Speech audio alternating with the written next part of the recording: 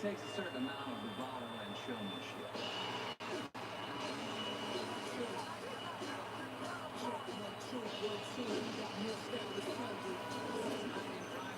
entertainment capital of the world, the stage is set, my friend, for two young performing artists and their band of brothers to step to the mic and sing loud. Just how the West will be won. The stage's yours, fellas. The whole world's watching. No pressure. That's how you like it. Now, back to the best stage performing arts the world has ever witnessed. Bound, bound, bound, bound. Oh, shit. Mr. Bradshaw, you doing it?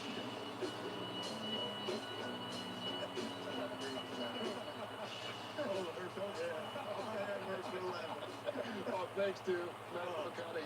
His new movie, Sing 2, is in theaters on December 22nd.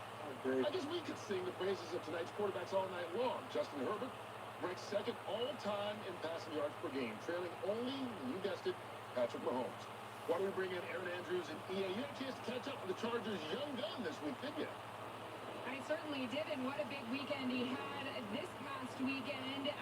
Justin Herbert, after that game on Sunday, has now thrown 30 touchdowns in each of his first two seasons. And when I said to him, who else has done that in the NFL? He ignored me. I'm not going to lie, that's not the first time in my life that's happened, but he just said, look, I want to give all the credit to my teammates and coaches. And I said, Justin, you're the first person in the NFL to do that. Guys, he shrugged it off and said, let's give all the praise to those guys in the huddle with me. This guy is special. He's a generational bomber. Justin Herbert, 6'6", 240. We are just blowing in the wind. I was drafted. Hangman Adam Page and Bryan Danielson are still wrestling for the AEW World Heavyweight Championship as I speak. Falling winner is coming last night. The winner is also coming a little earlier than expected for Urban Meyer as well, after he was fired late last night, earlier this morning by the Jacksonville Jaguars. And we'll get more into Urban at halftime. But coming up next, live right here on YouTube with myself, your host, Encyclopedia Sports, Cohen Luke 96, and thank you for tuning in and listening. NFL live watch along reactions with the Kansas City Chiefs and LA Chargers. So be sure to like, follow, and subscribe. As always, links in the description below with that thumbs up button. Share hashtag NFL. Chat questions and comments, super chat, super stickers, always greatly appreciated as well. The 9-4 Kansas City Chiefs out in Inglewood, always up to no good, taking on the LA Chargers, sitting at 8-5.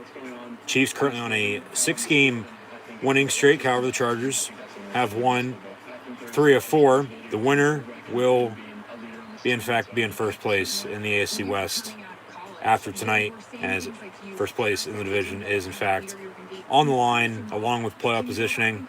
However, the Chargers back week 3, late September, went to Arrowhead and beat KC by 6, 30-24. Kansas City in that very game, they turned the ball over 4 times. That resulted to 29 points for the Bolts. However, the last time they played in SoCal, they found a way to win on a game-winning 58-yard field goal from Harrison Butker that, from what I can recall, was also early in the season. So they flipped the script this year, have the Chief home game early in the season, the Charger home game late, unlike last year. But from what I can recall, he had to kick that kick, I believe, 3 or 4 separate times because of a few penalties and timeouts. But he ended up making it, and a win's a win. Mahomes is 19-3 all-time as a starter against the West. So the West will, in fact, be won tonight by either Kansas City or the LA Chargers. But, however, there still is, of course, a few weeks of football to be played before the playoffs do, in fact, begin. Now, if Kansas City wins for the most part, they're probably going to win the division, and same goes for the Chargers, especially with a season sweep then in their favor. But once again, still a lot of football left to be played. Only a few games left this regular season, so it'll be interesting to, in the end, see what does in fact happen. Tonight, kickoff coming up momentarily on Fox for the final time on a Thursday night. They'll have the Thursday night game next week on NFL Network, tonight as well, as always, with a simulcast. But, of course, over a week away from Christmas. The early kick on the 25th, Fox will have that with Cleveland and Green Bay, with the Browns also playing this coming Saturday, less than 48 hours from now, at home against Silver and Black Raiders, who the Chiefs are coming off of a blowout win against at home last Sunday. However, that game is still on the table, but with, of course, COVID running rampant once again, we'll see if the NFL does decide to end up postponing it to a later date. But we'll get more into that situation a little bit later on when we preview Week 15 sometime in the second half. As always at halftime, we'll first have stats and scores, and then we'll preview Week 15 with officially 4 weeks of the regular season left beginning tonight. But we're going to talk heavily about Urban Meyer at the half, so be sure to tune in for that. But Thursday Night Football, this is the next to last Thursday night game of the year. Next week, as mentioned, on NFL Network with the 49ers and Titans. But Amazon will have the rights beginning next year in 2022. So that'll be interesting to say the least. But that's then. This is now tonight on Thursday Night Football. I'm expecting a close, hard-fought, and back-and-forth game between Kansas City and LA, no doubt about it. Points are going to be scored. Who can run the ball better between Kansas City and LA with Clyde Edwards-Helaire and Austin Eckler, who is in fact active with an injury. So we'll see how much of a workload he gets. Total of 100-plus players, all 32 teams have tested positive for COVID since Monday. So tonight and 2 games on Saturday with Vegas and Cleveland, and then also New England, Indy, which will have live watch along reactions live on YouTube. Then as well Saturday night, and then on Sunday with Tennessee and Pittsburgh. We'll see who's playing and who's not when these games kick off. But tonight, in the end, as always, what defense is going to bend but doesn't break when the game's on the line. Rely on your special teams, though, as well. Don't commit, talking to Kansas City, but also LA. No stupid penalties, and then, especially with the turnovers, do not turn the ball over, plain and simple, before you get a little bit of a bye week off, a mini bye, if you will. Of course, the Thursday night game tonight, both teams won't play until next Sunday, but we'll get more into both those kicks a little bit later on as well. But we'll have Troy Aikman, Joe Buck, Aaron Andrews, and Christina Pink, along with Tom Rinaldi, on the call for Fox. This pregame is about to wrap up, it looks like. So, once again, thank you for tuning in and listening. We'll have kickoff from SoFi Stadium in the City of Angels coming up momentarily. So, be sure to like, follow, and subscribe on social media. Once again, links in the description below. Scroll down, check out Facebook, Twitter, Instagram, and the red subscribe button right here on YouTube, the notification bell next to it as well. That's the easiest way to stay up to date is, in fact, on social media. Just scroll down, check out the links. Be sure to like, follow, and subscribe. Thumbs up button if you're enjoying and ready for some NFL Thursday Night Football. Share hashtag NFL, hashtag Chiefs, hashtag Chiefs Kingdoms, hashtag Chargers, hashtag Bold Up, hashtag for the game, KC for Kansas City, of course, versus LAC for the Los Angeles Chargers, of course. And then chat questions or comments, super chat, super stickers. Always get appreciated as well to keep the convo going. But should be in for a good one. I mean, last Thursday we had a blowout that turned into a barn burner and a Viking win at home from the Twin Cities over the black and gold Pittsburgh Steelers, 36-28. So a lot of primetime games once again this year as the regular season dwindles down have come down to the wire.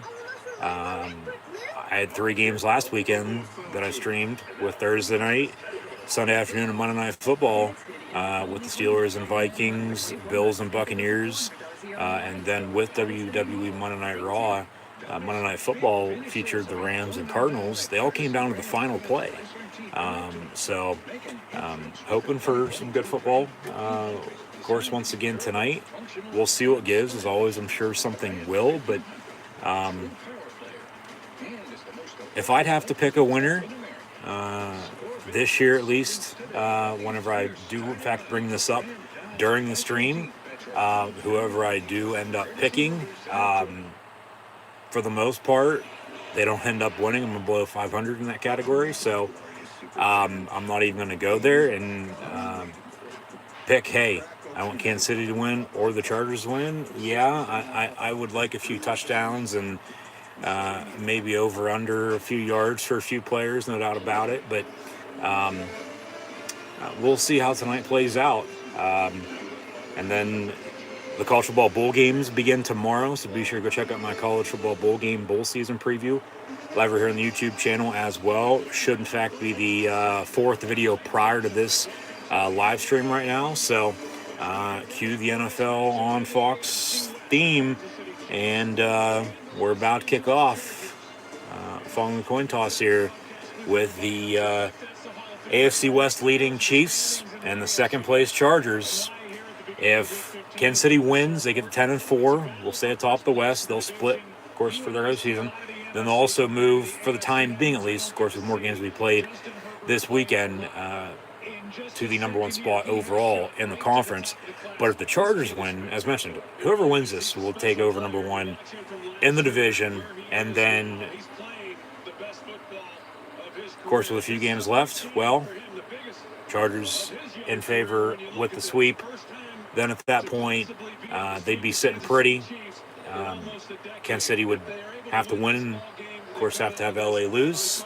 Maybe need some help as well. I mean, because Denver's right there behind them, and so are the Raiders. So, largest, biggest season ever in NFL history. Of course, with the expanded regular season, now 18 weeks, 17 regular season games before the playoffs begin with 14 and 32 teams.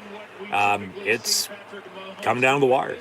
It is. It's going to be very interesting to see how it plays out, and in the end, who makes it and who doesn't. There's a lot of teams still, even with a few starting to pull away, right there in the middle of the pack. 5, 6, 7, 8, 9 wins. The only 3 10-win teams are in the NFC, in fact, with Green Bay, Tampa Bay, and Arizona. So we'll look at the standings a little bit if we get a chance as well. Always try to hold off, especially with a Thursday kick with more games we played, hold off on that until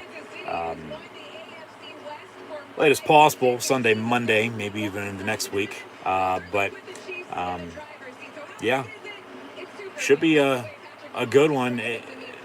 For some reason, inside of a dome, I mean, the last time the Chargers were in primetime against a divisional opponent, they played the Raiders on Monday night, a week prior to John Gruden stepping down. No weather delay tonight, but for some reason it seems cold inside. Where I'm at, week and a half before Christmas, this time last year we had 2 feet of snow on the ground. Today it was 60 degrees. In Southern California, it's colder than that, and even inside of a dome, for some reason, I don't know if they have it open or what, but it just seems cold because everybody's wearing coats and jackets, long sleeves, and there's a few with some fanny packs, but I don't think weather inside of a dome, unless they have the air conditioner on high, should be a factor by any means. But the Chargers at home in primetime. Monday and Sunday night win over the Raiders and Steelers right before Thanksgiving. Now hosting the Chiefs here tonight, this Thursday night, December the 16th, 2021. So once again, thank you for tuning in and listening. I'm your host, Encyclopedia Sports, Cool and Luke 96. Be sure to like, follow, and subscribe on social media. Links in the description below. And we're underway with the Chiefs and Chargers with Kansas City on to kick off. Left to right across your television screen. You're already on a down. From the 1 yard line on the return is LA. Out past 25, 30, 35. And he's out past midfield, and he might be gone. And he's going to trip and fall at the 29-yard line. Couldn't have asked for a better start for the Chargers tonight, 14 seconds in. A 72-yard return. and maybe a little bit of a hold up front, and then a few missed tackles, no penalties, and then he trips and falls. And at least they'll have good starting field position to begin the game. Score on their opening drive here potentially at home, get the crowd into it, have the momentum, and a lead with very few plays run potentially, along with hardly any time taken off the clock. But on that play, 1st and 10, officially from the 29, they hand off to 30, Austin Eckler. And that'll be 4 yards to the 25 as they show a replay of the return. Yeah, he just tripped and fell. It was a little too fast for his feet. And actually got back up and got another yard or so before being brought down. But now 2nd and 6 from the 20 after that 4-yard run by Eckler, who's still in the backfield. And they'll give to him once again. And Austin Eckler down inside the 5 at the 4, and the Chargers will have a 1st and goal 3 plays in. Keep running it. Pound the rock. A little misdirection near side, and a block by Keenan Allen, who's active off of COVID. As well, Herbert looking to throw near side, and incomplete, intended for Mike Williams. 2nd and goal now officially from the 5-yard line. So, once again, Chargers couldn't have asked for a better start here, but they, after a few big runs there by Austin Eckler, now definitely gonna have to punch it in for 6. Can't settle for 3, but comes down to take the points. Touchdown, of course, would be nice, but a couple more plays until then, potentially. 2nd goal from the 5. Herbert looking to throw, and in the end zone, incomplete. Back intended for Mike Williams. 3rd and goal from the 5. And, just think 1st and goal, 2nd goal from the 5-yard line. You run it twice. You're either in for 6 probably, or you got a 3rd and goal now from the 1 rather than the 5. But they go after 2 runs with 2 passes, both to Mike Williams, and they both fall incomplete. So 3rd and goal now for LA from the 5-yard line. And now also an empty set as Eckler motions out into the slot top of your screen. Herbert on a slant, and it's caught and then dropped and then recovered by the Chargers at the 3. So they will say catch, fumble, recovery by LA. So they'll have and Mike Williams now down injured, a little slow to get up. 4th and goal from the 3-yard line. I mean, of course, you don't recover it. You say incomplete, but they recovered it. You get 2 yards on it. Go either way. You take 4th and goal and you kick it. So, of course, probably should have punched it in there for 6, but they're going to settle for 3, and now potentially might be down a star wide receiver and Mike Williams. But in the meantime, they'll take a timeout and we'll take a break here for a second. Brandon Staley going to have a decision to make. Gives a wink to Justin Herbert. It looks like, to me, they're going to go for it. 4th and goal from the 3-yard line. And then, well, if you get it, okay, you have a lead. If not, Kansas City's going to have to drive the length of the field on you and score. Something Pittsburgh did, along with LA in that game back Sunday before Thanksgiving. Another Steeler game, just like last Thursday night. Getting blown out, and then with losing the game a few times, found a way to come back and win it, but then still lost. If Kansas City drives and scores on you, then, well, that's your own damn fault, because you probably should have kicked it, and then you're down, a full touchdown, or even a field goal, when you could have a few points on the scoreboard for yourself. But if you stop them, quick 3 and out, good starting field position to begin the next drive, then okay, but you had, and you probably will, as we'll look back on it at that point, for this drive, have even better starting field position for the rest of the game, and maybe, hell, the rest of the year for all we know, because of a 70-yard kick return, and then 2 big runs, you get a goal to go from the 5, and you can't punch it in. Now you got a 4th and goal, and an injured player, and a decision to make. So, to me, it looked like they were going to go for, or at least try to draw them off sides. But because of the injury, we've got a TV timeout, so we'll get back to it here in a second. I'd kick it. I mean, it's still early. Whole hell of a lot of football to be played tonight. I get a lot on the line, no doubt about it, and you want to try to control this game as much as you can, but you also don't want to fuck it up and put yourself in a hole, and then you're playing catch up the rest of the game. So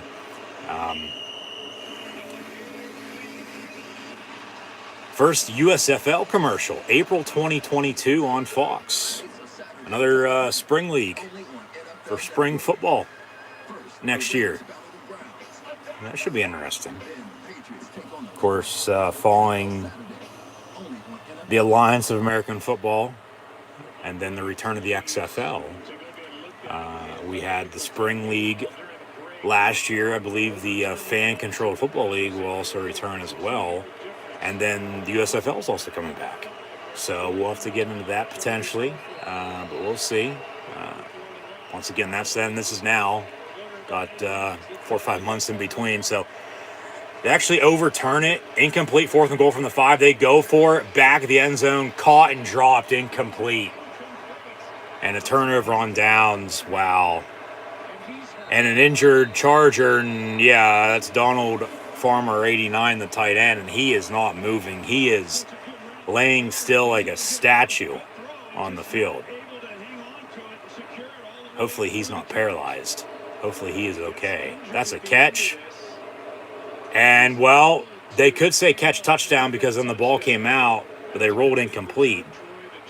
But now he's hurt again. So back-to-back plays, back-to-back incompletions, and back-to-back injured players. And we'll take another timeout. Minute 33 in. Be 1st and 10 for the Chiefs from the 5-yard line as the Chargers, once again, couldn't have asked for a better start. 70-plus yard kickoff return. Good starting field position. 2 big runs. And then 4 straight passes. And they're all incomplete. And a turnover on downs with 2 injured offensive weapons for Justin Herbert to throw the football to now. So, should have kicked it. Because then Farmer and one of them went down. And hopefully he's okay. You never want to think that somebody's, whether they're hurt or not, faking it by any means, but yeah, take the points. You kick it. It's early. It's not like, because going for it here, of course, might come back and bite you in the ass when the game's on the line, because he might have, as we'll add it up, might want or might need those points, and that might be the difference when it's all said and done. So I mean, I don't mind going for it, but you shouldn't have abandoned the run. Should have kept running it. Eckler, 2 carries for about 26-7 yards. Pull up some stats here. And then Herbert's 0 for 4. So, and now the Chiefs are going to get the ball on offense for the first time. And whether it's a turnover or a turnover on downs, it's still a damn turnover. But 2 injuries, we'll see how that affects LA, along with who steps up then at that point. But then with the COVID situation, well, both teams already have players out, and it's not slim, but you still have 53 on your active roster for a reason. And then the NFL now saying you can have unlimited practice squad players, and changing the COVID protocols earlier today, which has some players and teams upset, and rightfully so. But Farmer's still down. They take his face mask off. He's still laying on the ground. Not a good sign. They're going to bring the stretcher out and the cart out for him. And he's moving his fingers. He's moving his hand there. That's a good sign. At least it's nothing below the neck. Yeah, he just landed awkwardly, it looked like. He caught it and then dropped it. And we're going to take another TV timeout. So 3 commercial breaks here, a minute and a half in. And with the 2 injuries, we have 1 series for the Chargers, and it's nothing to show for with turnover on downs. about, 15, 20 minutes of real time. And the Chiefs have still yet to take the field on offense. So they're going to, okay, the Chargers score. They take a extended timeout, come back. Hopefully, once again, he's okay. Per on the same time, bearing a turnover that LA didn't give up on their offensive drive there to begin the game. The Chiefs on offense here will probably be getting the ball, I say, around the same time. Compared to coming up here when they actually will shortly. And then we'll get things rolling once again. So we're just now tuning in a little bit of a delay with an injury, but hopefully both Mike Williams, who went down on the previous play, and then Donald Farmer Jr., tight end, who caught in the end zone, dropped in the 4th and goal. Down, it looks severe, but once again, hopefully he's okay. Don't want to boo anyone out of Kinnick Stadium by any means, out in SoFi, but everybody has their own opinion. Do what you want. It's 2021, for God's sakes. So, we'll see how much this is going to affect LA. They, once again, I don't think should have got away from the run there. Because Eckler, officially only 2 carries for, they say, 19 yards, which can't be right. But if that's what they say it is, then I guess it's right. Because they should have about 5 more rushing yards, 2-3 less than what I originally thought. He should have 2 for 24, to be honest with you. But what's 5 yards, when it's still early here? Okay, they get him up on the stretcher. Team comes over to make sure he's okay. Thoughts and prayers, and they're going to cart him off. Because they started the 29 after that kickoff return. Did they not? And then 2 runs to the 25-yard line. Or to the 5-yard line, excuse me. So do the math. That's 2 carries for 24 yards, not 2 for 19. And then they throw it 4 in a row on goal to go. 1st and goal, 2nd goal, 3rd and goal, 4th and goal from the 5. And that's why Herbert's 0 for 4. So obviously whoever's running the stat book tonight doesn't know how to do the damn job. Doesn't know how to do kindergarten math by any means. But okay, it is what it is. He gives X, it looks like putting his fist up. Not that he's hurt. That's something you would see, say, at a wrestling event, and they show to the back, like, hey, we need help. Like, whoever it is severely hurt. At least he's showing some signs of movement. Looks like he'll be okay, but he'll be out for a little while, I would think. They're going to need somebody to step up on offense and continue to run the football, but here we go, back to it. 13:27 to play in the opening quarter. 1st and 10 from the 5-yard line for the Chiefs after the turnover on downs by the Chargers. Quick screen near side. Complete to number 10, Tyreek Hill, the Cheetah. Gonna pounce his way down the near sideline and get a Chief first down. So Mahomes 1 for 1 for 10-plus passing yards, officially for 12. And from the 17-yard line, they have a new set of downs, 1st and 10. Clyde Edwards-Helaire in the background. Standing back at the 10-yard line in the backfield with Hill in motion near side. And fake the give. Mahomes going to roll out. This is coming back for a flag, and it'll be a hold. He throws it in the ground, incomplete. Holding 10 yards, replay down, be 1st and 20. Chiefs are wearing their old school gray face mask as a throwback here tonight. Holding 10 yards, replay the down.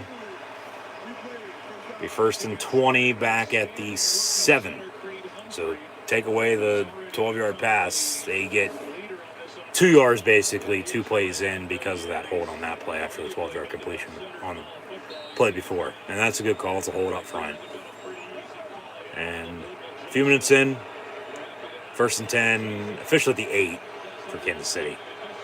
And they're going to work more motion this time. Mecole Hardman Near side, back to the top. Mahomes going to hand off Clyde Edwards-Helaire. And to the 14 he goes for about 6. So it's 1st and 18 officially. And he now about 2nd and 12. Find the running game. Run the ball, open up the pass. Play good defense, rely on your special teams. Run to pass, pass to run. Balance and consistency. Work the screen game into it as well, especially with his catch-worthy as these running backs are.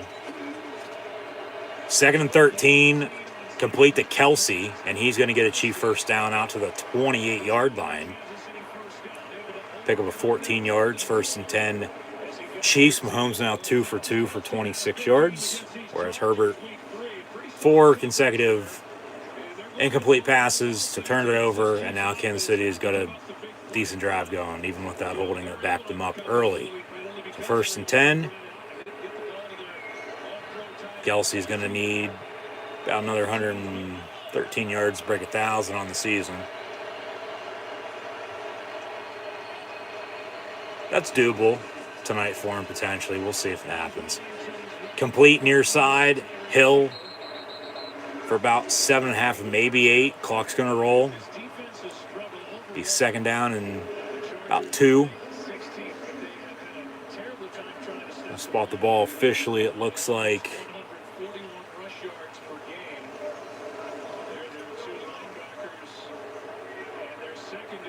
the 37. Or the 32-yard line, excuse me. 2nd and 5.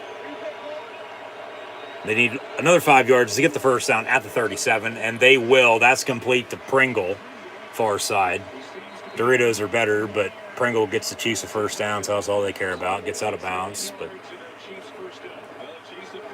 he's starting to dish it out. Balance to all his receivers. Clyde has a carry for 5 yards. Need to work the screen game in. They will eventually. Andy Reid's one of the most offensive-minded coaches out there right now. Knows how to call a game, no doubt about it for sure. But then Hill, Kelsey, and Pringle. Now, I'll have at least one catch apiece, and Hill's in motion, top of your screen from the 42. 1st and 10, come back near side of the fullback, and he's got a convoy. And down to the 38-yard line goes Jeff Burton for a Chief first down.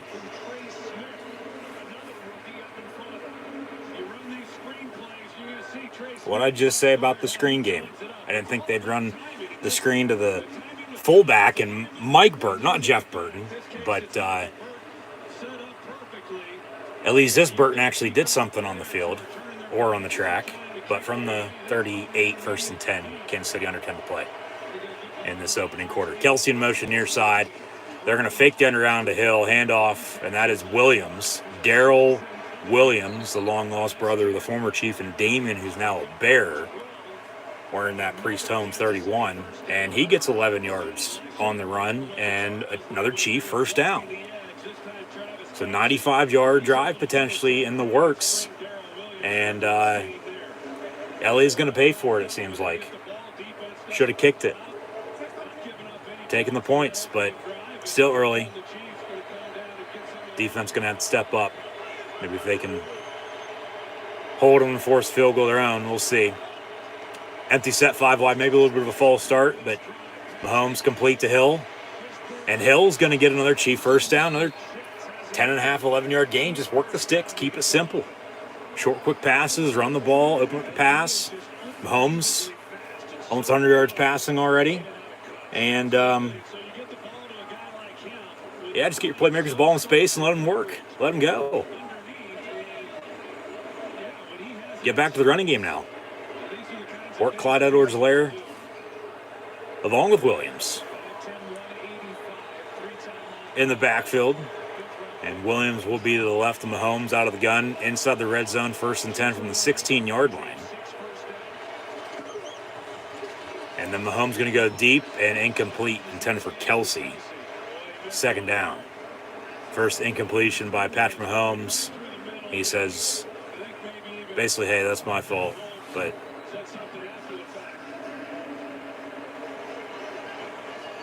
I don't know if.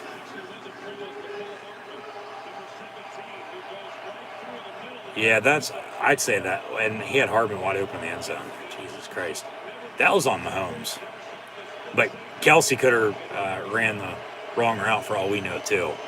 So Mahomes went to the goal line. Kelsey came back on a comeback, but he said it was on him. So 2nd and 10, they hand off Clyde Edwards-Helaire, and he'll lower his shoulder, 9.5. Looks like they'll mark him just short of a first down of 3rd and inches here. 8:14 to play in this opening quarter.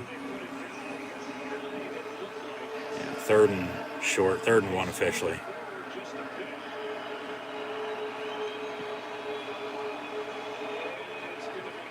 Yeah, that's short. Hey, go back to your fullback.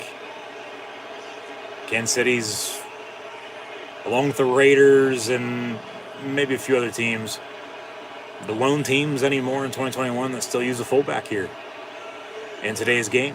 And they will. They'll hand off to Burton, and he's going to bulldoze his way into the end zone for 6. Touchdown, Kansas City.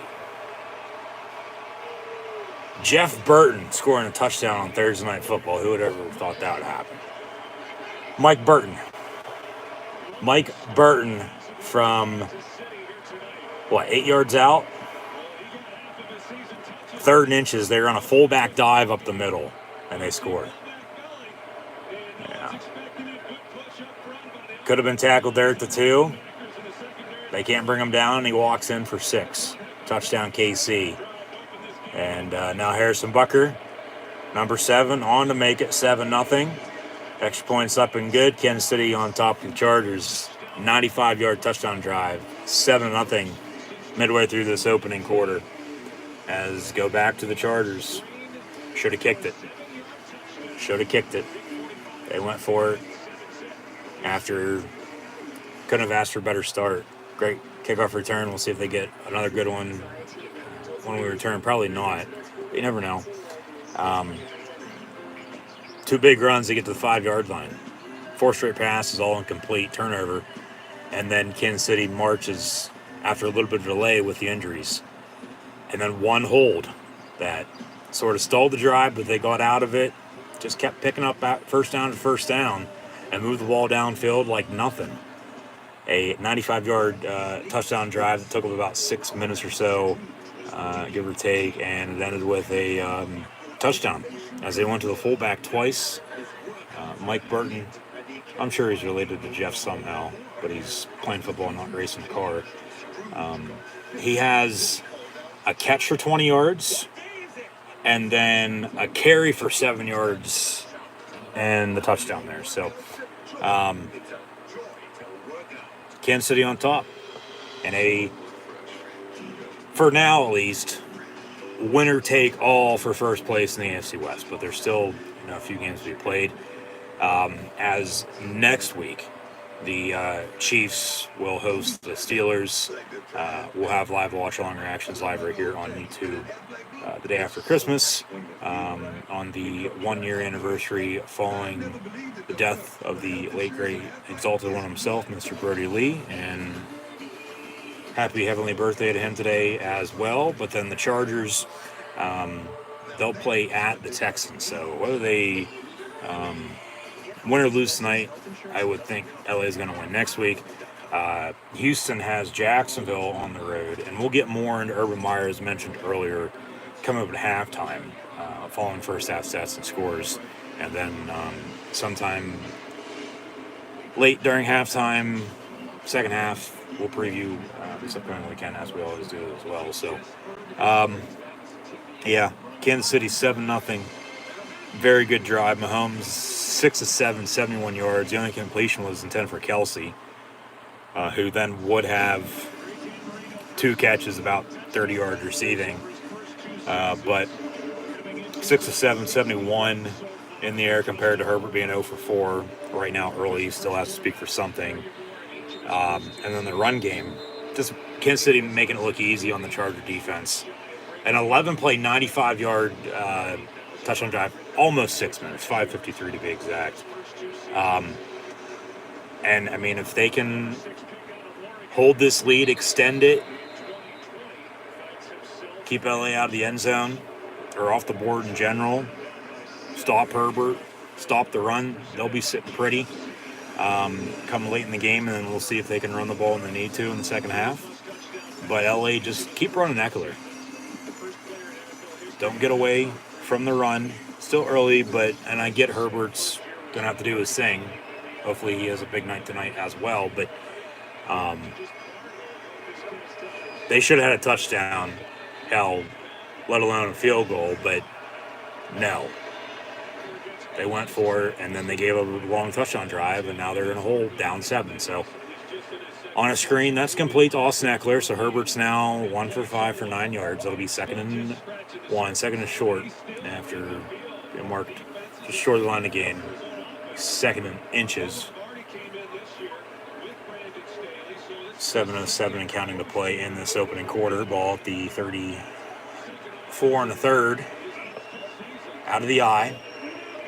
Herbert, bubble screen, fakes it on a pump fake, hands off to Eckler up the middle, and they get the first down. So at least they get a first down there, or keep this drive alive for the time being. And as the play calls will, in fact, be called in.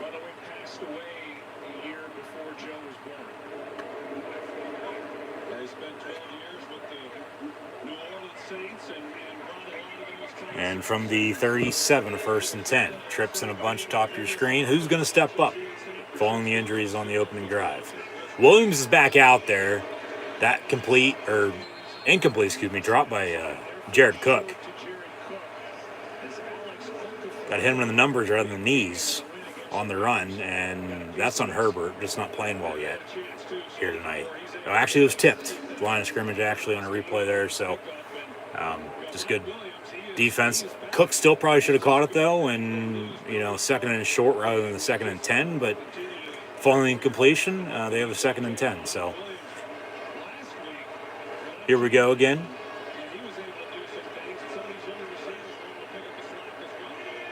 And Herbert drops back, pump fakes. It's caught for about 4. And the kitty cat, Trey McKitty, 82, makes the catch. And they're going to go hurry up on 3rd and 6 from the 41. Down the middle, it's caught. 1st and 10, Chargers. To Anderson. Anderson's 82. Why did I say McKitty's 82? Trey McKitty is, in fact, wearing number 88, not 82. That is Steven Anderson. One of the other tight ends stepping up with Jared Cook, with Farmer now out. And it doesn't look like he'll be coming back tonight anytime soon. So out of the gun, 1st and 10 from the 48. Deflected, and it's picked off. First interception, first turnover of the night. Technically, even though they turned it over on the first drive. So good start for the Chargers on the kickoff return, and it's been all downhill since. On the flip side, Kansas City, they capitalized, went 95, scored. They lead by 7. A few plays on this Charger drive. Get another deflection at the line of scrimmage. Your hands up, knock the ball down, tip it in the air, and they pick it off. So Herbert now, he's not starting wrong late. 3 for 9, 25 yards passing. 3 for 5 on that drive, but one of those 2 just went for that pick. So we'll see if the Chiefs can capitalize and extend their lead. If they can drive 95 and score a touchdown, what makes you think they can't drive a shorter distance and also score 6? We'll see, but the Chargers just aren't playing well right now.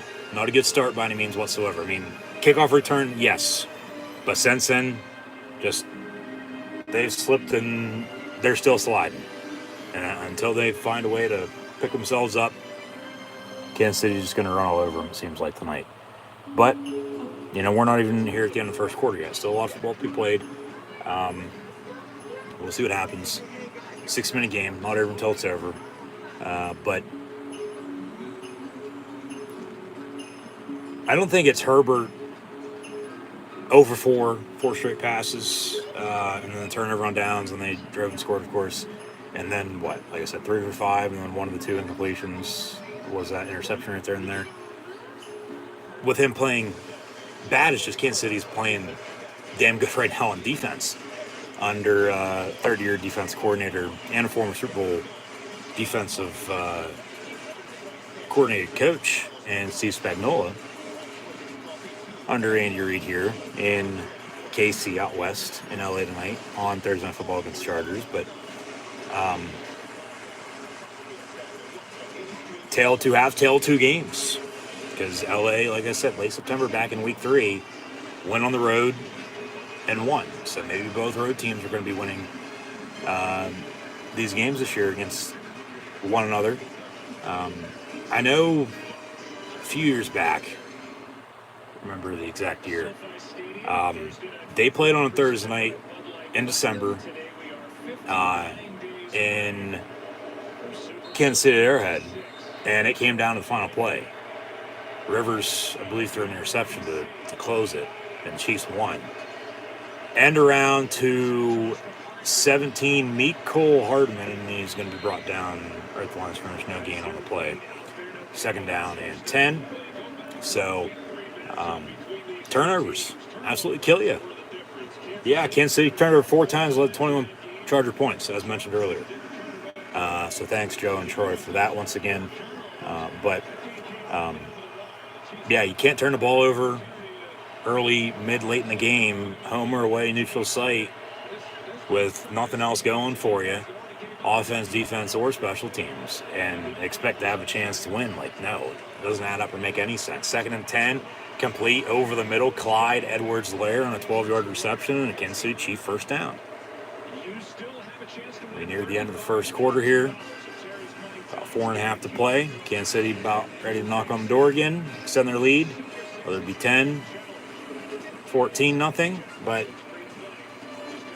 not a good start by any means whatsoever for the Chargers here tonight, with Mahomes going to be under center, 25 in the backfield. We got a late whistle and delay a game or a false start, one of the two. 12 men on defense, actually. 5 yards, automatic first down. They'll replay it, but because it was 1st and 10, it's still automatic first down, just be 1st and 5. So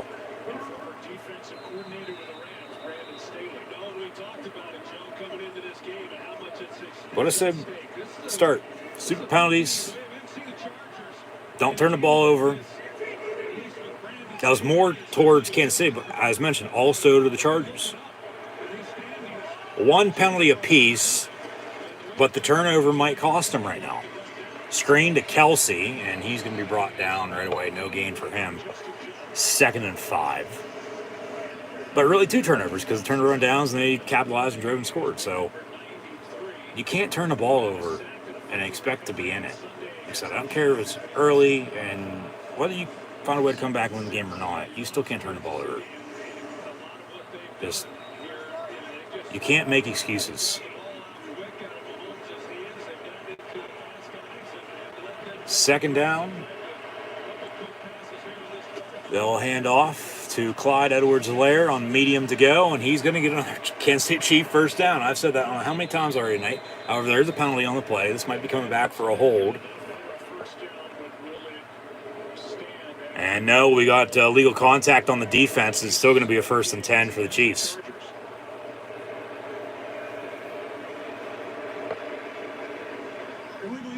Legal use of hands to the face on the defense. Legal contact.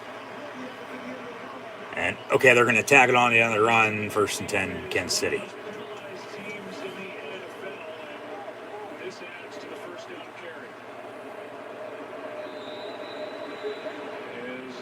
Questionable. I don't see no penalty, but okay. 1st and 10. And they'll bring Hill in motion near side. And handoff again. It's Clyde Edwards-Helaire, who returned about a month or so ago against Dallas from injury. but he had 100 yards rushing against the Chargers back in the Week 3 matchup. And he already tonight is about even with Austin Eckler, who hasn't touched on a run since the opening Charger drive. They went to him on the screen the last drive before the interception. But Kansas City right now getting everyone involved. And Hill's going to be in motion once again. Keep defense off balance, keep them on their heels. Safety blitz, and Mahomes going to roll out, chucks it, and it's caught by Kelsey. And Travis Kelsey going to be brought down inside the 20 at the 15, it looks like. Gets pushed out of bounds. Didn't want to go down, but they ended up bringing him down by pushing him out. But in the meantime, he got a cheap 1st and 10. That should have been a tackle and a sack. So, yeah. Chargers don't have a damn thing good going for them right now. They can't capitalize with a good start. They can't tackle on defense. Kansas City's, once again, right now, right here, about ready to score. And here we go. Another motion, play clock winding down. And they'll hand off. Darrell Williams, nowhere for him to go. He's 2nd and 10, about a minute to play in this opening quarter.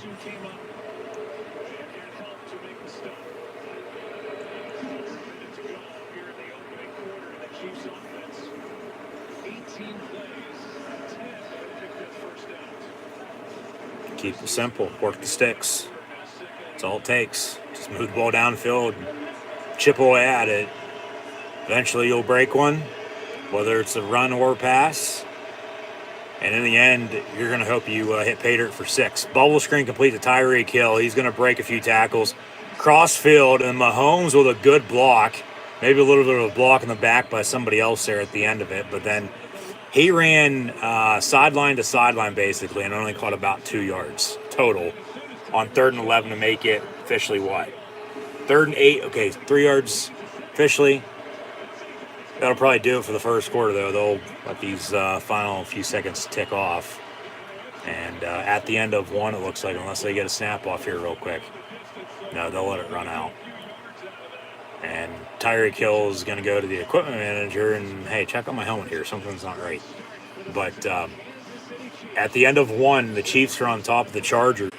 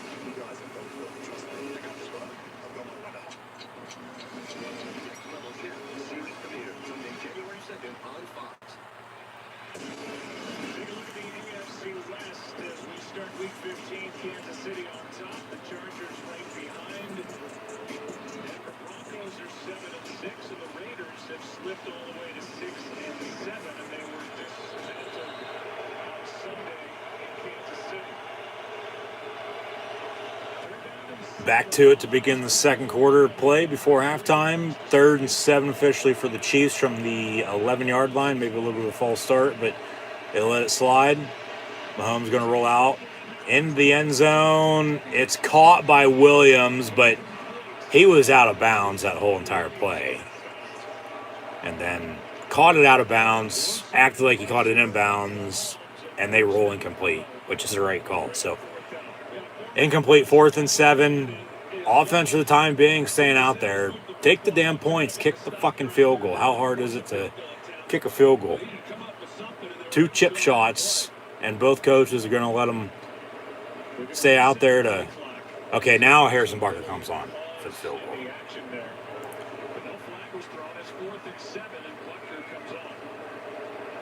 A little bit of delay there from the officials. But Kansas City going to kick it. Got to hurry up. Play clock's under 10. As he lines up his sights, officially from 30 yards, got to go. 3, 2, 1. Got to snap it and kick it. That's a delay of game. No penalty. Kicks up and good. 10-0 Chiefs. Unless they blew it dead, they're going to make him re-kick. Doesn't look like it, though. We'll take a split-screen commercial with the Patrick Price. And Kansas City on top by 10 now, capitalizing off of basically 2, even though the first was a turnover on downs, interception then as well. Kansas City is now capitalized off of 2 Charger turnovers, and it's resulted in 10 points. Remember, back week 3, it was 4 Chief turnovers that led to 21 Charger points, and Kansas City lost by 6. So, turn the ball over for the most part. You're going to lose, plain and simple. You can't turn the ball over. Expect to be in it, let alone win the game. End of story. There's nothing else to be said in that regard. So, few missed penalties, even with 1 apiece for both teams here right now. It seems like from the officials, from what I've seen, a few missed penalties. But they're letting them play. Thing is, if it's a penalty, okay, call it. If not, don't let them play. They're letting them play tonight. Kicks up and good. Kickoff once again.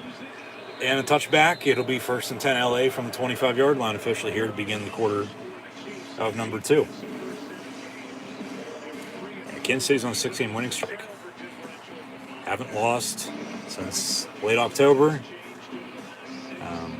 Been tailed 2 halves for their first 3 quarters of the season here. And, I mean, even 9-4, 8-5, 1st and 2nd place in the division, and winner takes the top spot. Handoff up the middle, and Justin Jackson, the former Cat from Evanston, gets to the 40-yard line for 15 yards, 1st and 10 LA. And, yeah, find the running game, whether it's Eckler or Justin Jackson. Run the damn ball. The Chiefs have been a totally different team. And it's started on their defense. They've, in 3 straight matchups, 9-9-9. And no, the half mustache is not in charge, but 5-yard run up the middle by Jackson to be 2nd down and 5.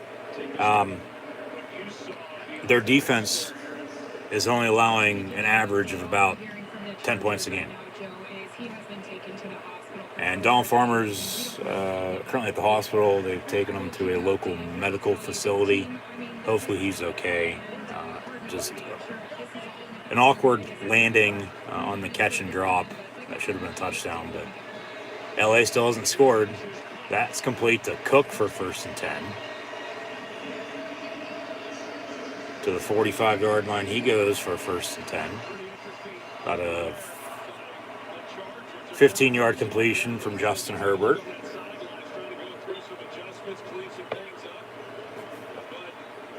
And they have, once again, for the 3rd time in about a minute, I'll say it again, the Chargers have a 1st and 10. A lot of first downs tonight by both teams, more so the Chiefs than not, but LA's starting to get a decent drive going here. That is another handoff near side. Number 27, Josh Kelly, for about 2, maybe 3 yards, 2nd down and 7. So Jackson going to come back out. Why don't you take a deep shot, Herbert? Why don't you creep your way down and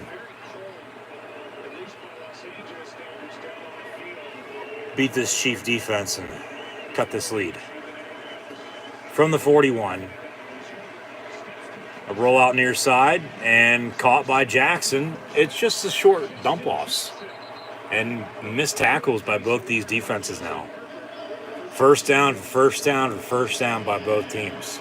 And everybody's getting involved now on both sides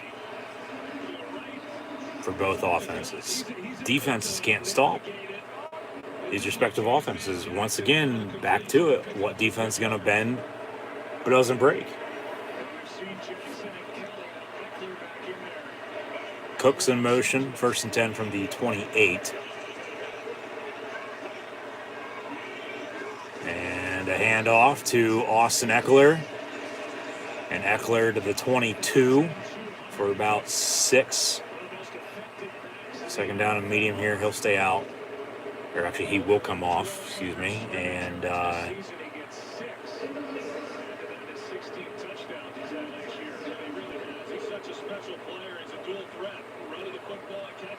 yeah, he is.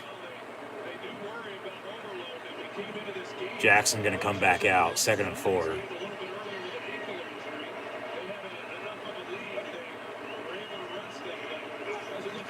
And a handoff to Double Deuce. And he gets to the 20-yard line for 2. So it'll be 3rd down and short. About 3rd and 2, 3rd and 3, depending on the spot. 3rd and 2 officially, okay.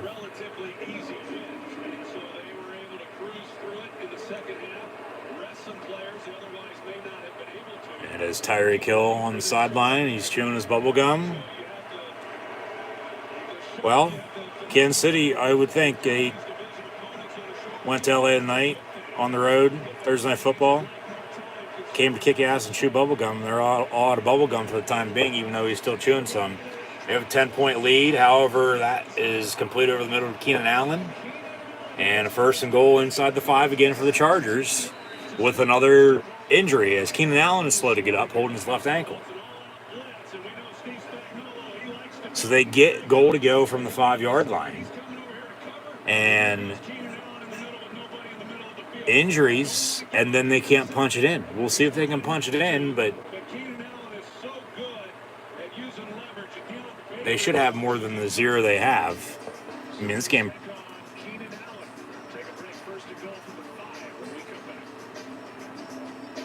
is at least tied up or a 3-point deficit.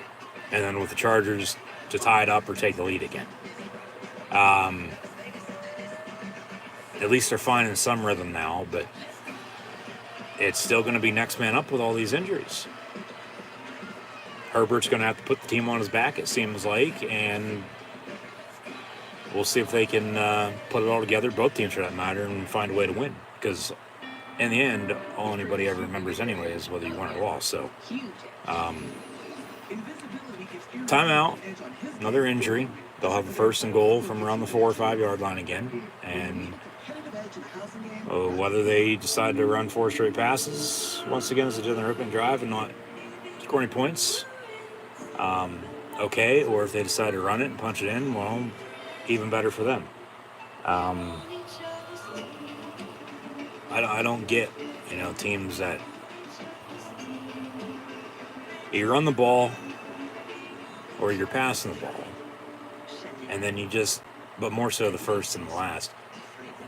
In the end, you abandon it, and once you want to run again, because every other time, then you'd be passing, defense stop you on the pass. Next time they know you're going to run, they're going to stop you then too, and it's just, you're stuck. You're treading water, and nothing's going to work out in your favor for the most part. But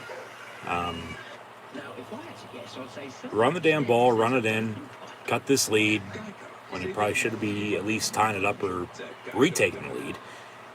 But once again, you still can't turn it over and expect to, be there in the end and have a chance to win. But still early here, 2nd quarter, 10-0 Chiefs.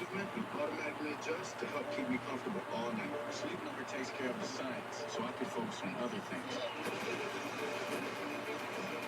Quality sleep is life-changing sleep, only from Sleep Number. Keenan Allen gets a heel pad added. And Keenan Allen on the sideline, yeah, his left ankle, back of his heel, that had to hurt. First and goal from the 5. Herbert under center. And he'll hand off Austin Eckler. And Eckler going to brought down around the 1.5, 2 yard line. Run it again. On a 4-yard run from the 5, you should be able to run a few more yards from the 1, 2 yard line and score 6. Keep pounding the rock. Run the damn ball.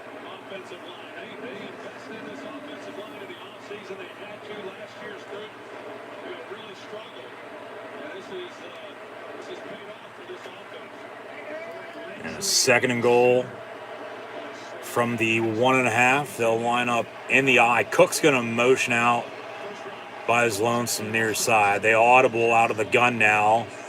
Herbert looking to throw. Going to step up. Fakes the shuffle pass on a pitch and walks in the end zone for a touchdown. Justin Herbert with a rushing touchdown. 9:12 to play in the first half. Chargers cut it to 4 pending the upcoming extra point. When really, you kick it, you score there with everything you gave up against Kansas City already as well on defense, you're down a point, you're tying this game up to 10. But then if you score on your opening drive, you score again, along with giving up those 10 points, you just retook the lead at 14-10, but you'll be down 3-4 points here, 10-6, 10-7. So the extra point will be up and good.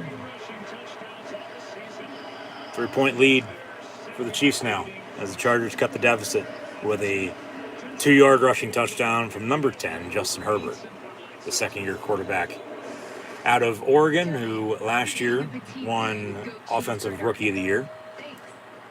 And they take a split-screen commercial with Erin Andrews on the sideline, and then her one commercial and the EA wear for the one car food delivery service. But we'll get back to it here with kickoff and 1st and 10 for the Chiefs, looking to, with both teams having all 3 timeouts, 2-minute warning to come before halftime, extend the lead once again, and then Kansas City will also get the ball to begin the second half. They went on a 6-minute drive to start the game, 95-yard touchdown drive, 10-0 lead. Got to get it back, still up 3.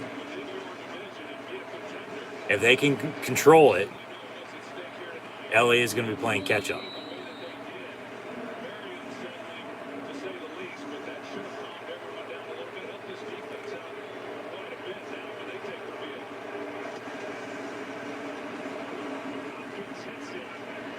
On the return from about 5 yards deep, Byron Pringle going to be brought down at the 15, 16-yard line. Flag on the play. See what that is. He's a little slow to get up. Everybody's taking some shots tonight. I like it. And these refs are letting them play. When you sign up to play football, you're never going to get hit. During return, hold. Either going to be a hold or a block in the back.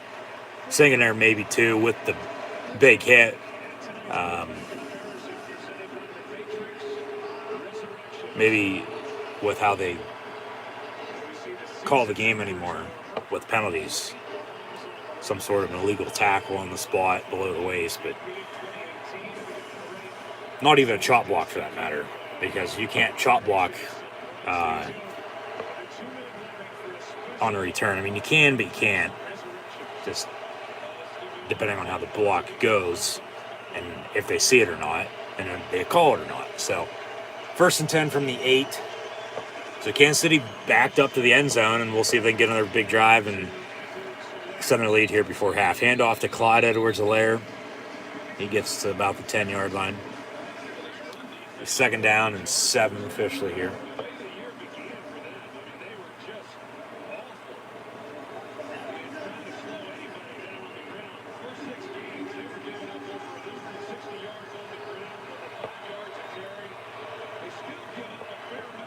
And a 2nd and 7 from the 10. 3 wide out of the gun.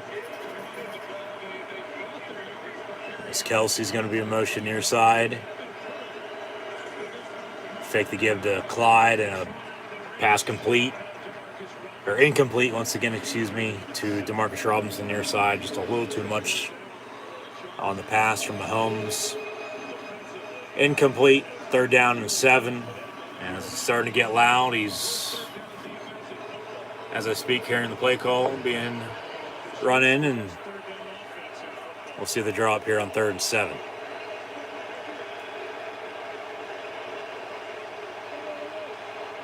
Third and 7 from the 10. I mean, if the Chargers can get a stop on defense, get the ball back with forcing a quick 3 and out, and where they started. Mahomes going to take a deep shot far side, and he overthrows Hardman, incomplete, 4th down. So the Charger defense does, in fact, get off the field. And the Chiefs are going to have to punt with a 3-point 10-7 lead with 8:19 to play in this first half. So the Chargers can, regardless of how they started now, drive and score, tie this game up, take the lead. Something they've not had, even though they should have a few times already tonight. Just prior to halftime, this game's going to go deep into the second half. Punt's almost blocked. And a bad punt by Kansas City, and it's going to take a Charger bounce out of bounds near side around the 40-yard line. We'll see where they spotted at. And from the 42, 43, 42-yard line, okay, that's where the Zebra spotted at. That's where they'll have it at 1st and 10 when we return with 8-1 to play before halftime. Not as good of a start as they had on their opening drive, and then turnover and downs. Kansas City, of course, drives 25 and strikes first, 10-0. However, they just drove and scored and just got off the field off defense as well. So, like I said, if they can just find a way, keep it simple on their end, just don't try to do too much. It seems to me now, yeah, they're settled in. They've settled down and settled in, so to speak. And crowd's getting a little louder and louder. And I'd hope they will continue to do that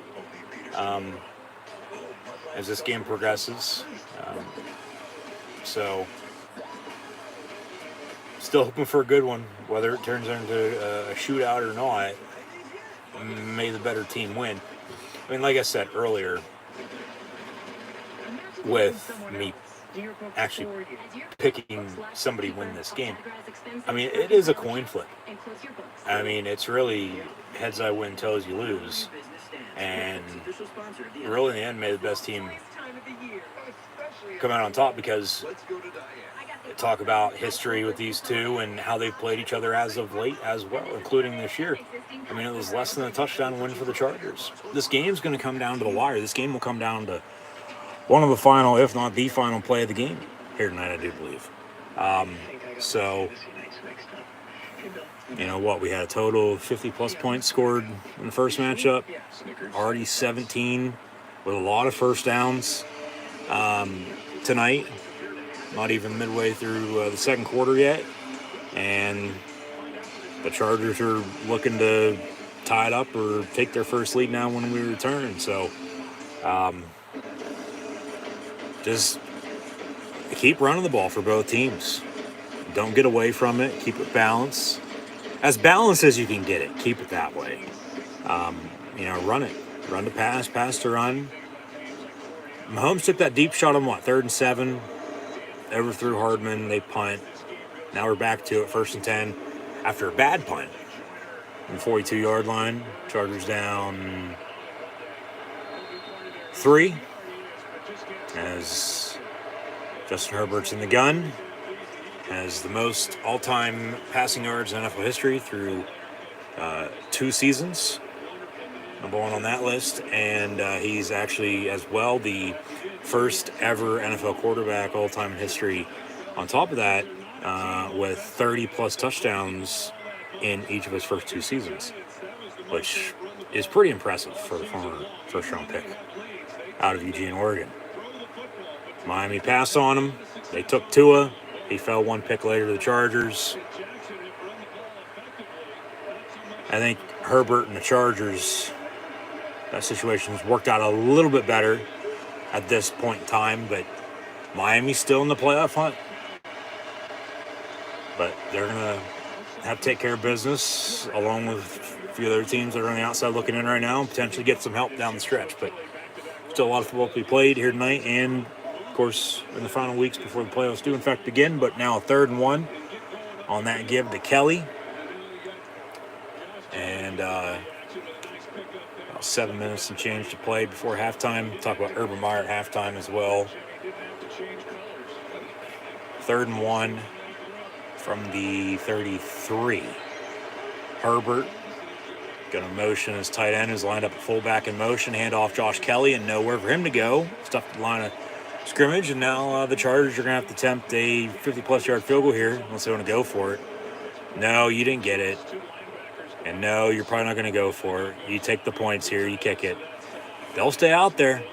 They're going to be 0 for 2 if they don't get this on going for it on 4th down when you should have kicked the field goal and take the points. But we'll see if 3, now 6 maybe. They sneak it. Herbert gets 1st down, but still those points could come back and bite them when the game's on the line.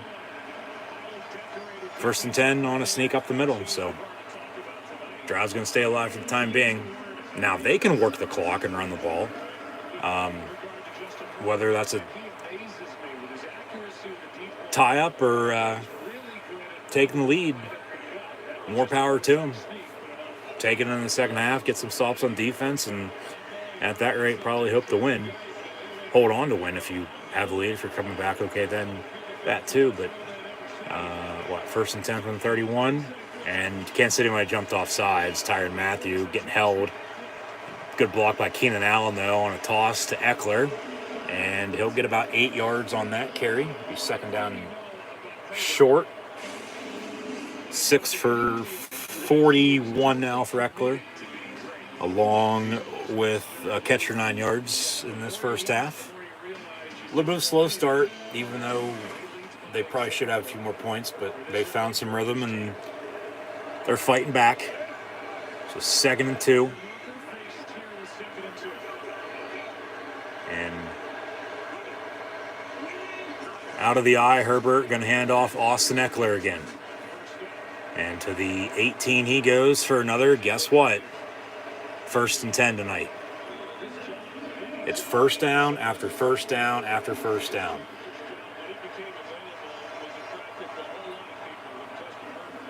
I'll open up the play action a little bit now.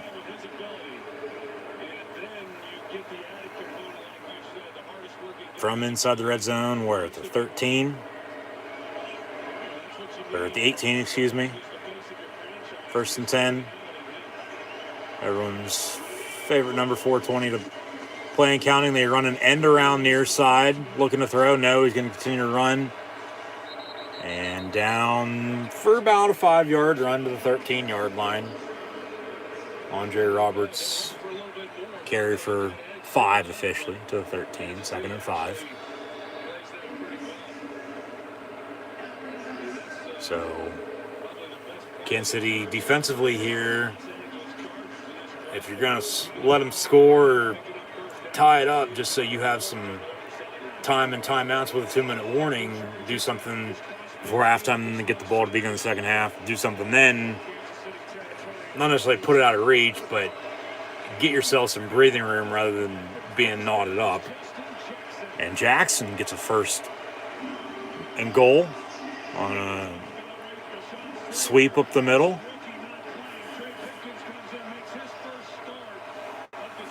And they're going to go hurry up from inside the 5 again, 1st and goal. Play action, Herbert looking to throw, and it's going to be caught in the end zone. Touchdown Chargers, as that was complete to number 15 and Jalen Guyton, and the Chargers have taken their first lead here tonight with Austin 3:16 to play in this first half. 13-10, pending the upcoming extra point, when really they should have at least 3, if not 7 more. So 17, 21-10, but 13, make it 14-10 with the extra point to come if they make it. But Yeah. A lot of missed tackles on defense tonight. They're going to have to crack down on that in the second half. Well, defense going to bend doesn't break when the game's on the line. 13-10. Make it 14-10 now with the extra point up and good. 14-10 Chargers on top of the Chiefs here just prior to 2-minute warning here in the first half. So once again, thanks for tuning in and listening. Be sure to like, follow, and subscribe on social media. Links in the description below. Hit that thumbs up button. Share, check questions and comments, super chats, super stickers. Always get appreciated as well. Mahomes is 10 of 14 for 103 yards passing, whereas Herbert's now 7 of 13 for 69 yards passing. Has that touchdown, but the interception as well that Kansas City capitalized with the field goal on to make it 10-0, but the Chargers since have scored 14 unanswered. Clyde Edwards-Helaire, 5 carries, 22 yards rushing. Austin Eckler, 7 for 45. Justin Jackson, though, does also have 4 carries for 29 yards rushing. Josh Kelly, 4 for 12 as well. Darrell Williams, 2 for 10. So a lot of running game. As a team, the Chiefs are 9 for 39. Working the fullback into it. That's their lone touchdown. And then Herbert's accounted for all 14 for the Chargers with a rushing touchdown from 2 yards out. And then a 5-yard completion there for 6 to 15. Jalen Guyton as well. So, as a team, Kansas City rushing 9 for 39. The Chargers 18 of 95. 1 rushing touchdown apiece. The difference, even with the slow start that coulda, woulda, shoulda been better for LA. Okay, they've retaken the lead and lead by 4 now. With all that having already taken place, of course, surprisingly, the Chiefs are down. But give credit to LA. They've come back and scored 14 unanswered. So, 14-10 your score here with 3 minutes and change to play before halftime. Tyreek Hill has 4 catches, 32 yards. Kelsey, 3 for 30. Michael Burton has a catch for 20 yards on the backfield as well. A lot of first downs. A lot of big pickups. A lot of missed tackles. 1 for 12 for Clyde out of the backfield as well. Balance. Both quarterbacks dishing it out to all their playmakers. Keenan Allen a catch for 15 yards. Justin Jackson a catch for 13 yards. Anderson and Cook all of a catch for 12 yards as well. McKitty 1 for 4, as does Jalen Guyton, but he also has the touchdown. So, 4, 5, 6 minute drives as Justin Herbert has made history, setting a record for most career passing yards by any player in their first 2 seasons with about 8,200 total, which, of course, I mentioned just a minute ago, but I mean, he turns it over again, or they decide to continue to go for it if they don't punch it in, they're still down and not scoring these 14 unanswered that, they have to take their first lead of 14-10. So, touchback on the kick, 1st and 10 Kansas City with 3:15 to play before halftime. 3 timeouts plus 2-minute warning, 1st and 10 from the 25. Hill in motion, Mahomes out of the gun, looking his way. It'll be caught by 10 and about a 3, maybe 4-yard pickup on that play. 2nd down and 7. Well,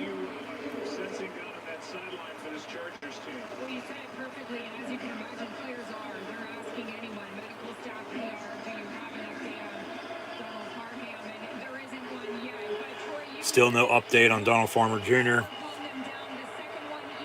Taken to the hospital following that scary injury in the end zone on their opening drive. That was Turner run downs, and the Kansas City drove and scored and took the lead. 2nd and 7, complete on screen near side.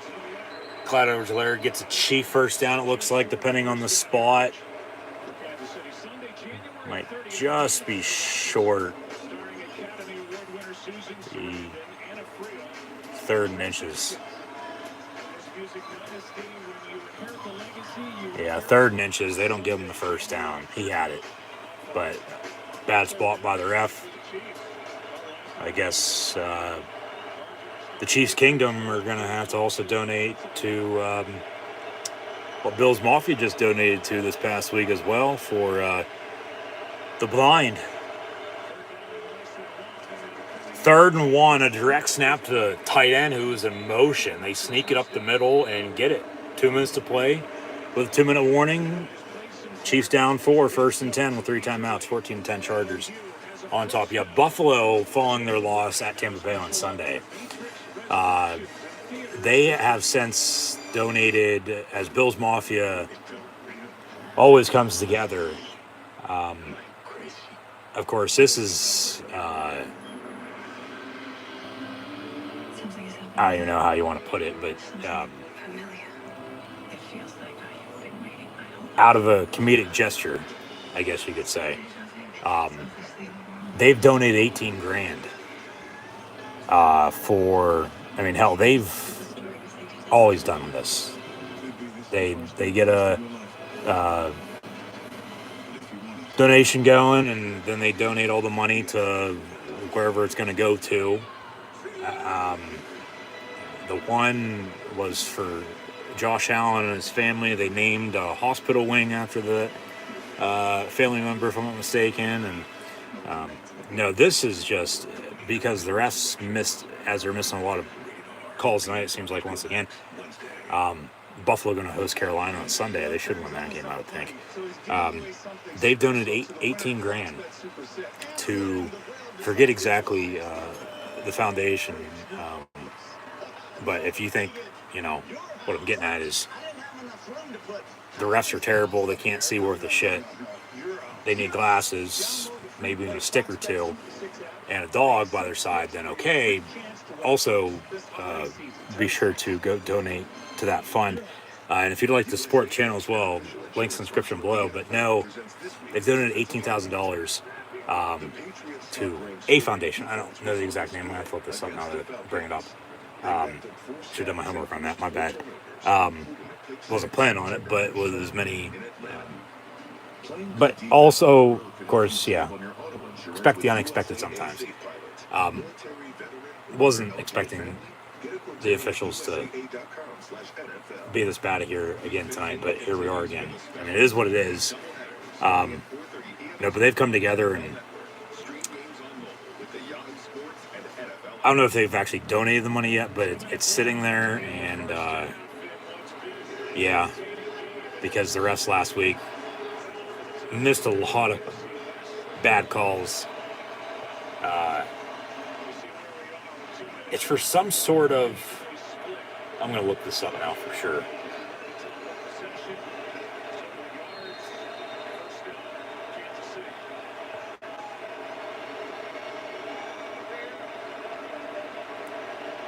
It's for some sort of visual impairment. Thank you. That was the word I was looking for. Yeah. Now it's up to over 20 grand. So it's been updated since last I saw it. And of course, it's out of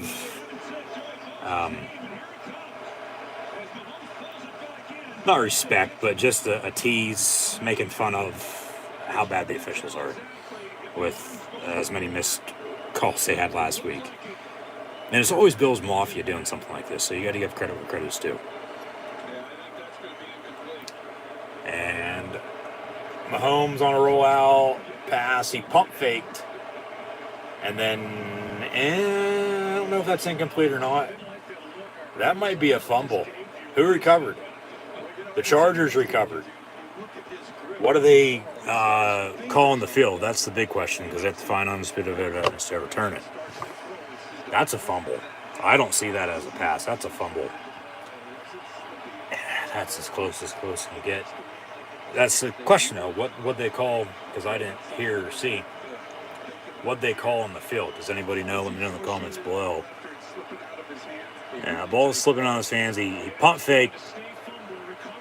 It stays fumble, recovered by the Chargers. So it was a fumble. They looked at it because, of course, under 2 minutes and a turnover for the Chief offense. We'll see if the Chargers can capitalize just like Kansas City did off of the Herbert interception. And now with 3 timeouts, a minute 40 and counting with a 4-point lead, the Chargers are going to look to extend that lead into halftime before Kansas City receives to begin the third quarter in the second half. And as always, coming to halftime here shortly, we want first half stats and scores. We'll preview Week 15 a little bit later on tonight, but we're going to talk Urban Meyer coming up here shortly at the half, so stay tuned. 2nd down and 8. Herbert going to go deep near side and has a man of Mike Williams brought down at the 16-yard line. And now you probably want to work the clock a little bit with your timeouts. Slow it down, work the run game in, maybe a play action or two. And, I mean, if you don't score points now, whether that's a field goal or a touchdown, you should be ashamed of yourself. And that's just, you got mossed. That's all that is. Mike Williams wanting it more, he went up for it and came down with it. So from the 16, officially 1st and 10, Herbert going to roll out far side, tucks it and runs, and gets about 4.5, maybe 5. He's 2nd down and medium here for the LA Chargers. Looks like 32 seconds. There's about a 5-second differential between the game clock and play clock. Still got 3 timeouts though. So an empty set, but Jackson going to motion back into the backfield from the 12. Herbert looking to throw in the end zone, a little too much into the tunnel. Incomplete, intended for Keenan Allen. So they got 3rd and 6, 24 seconds, and 3 timeouts still. You don't score any points, you should be ashamed of yourself.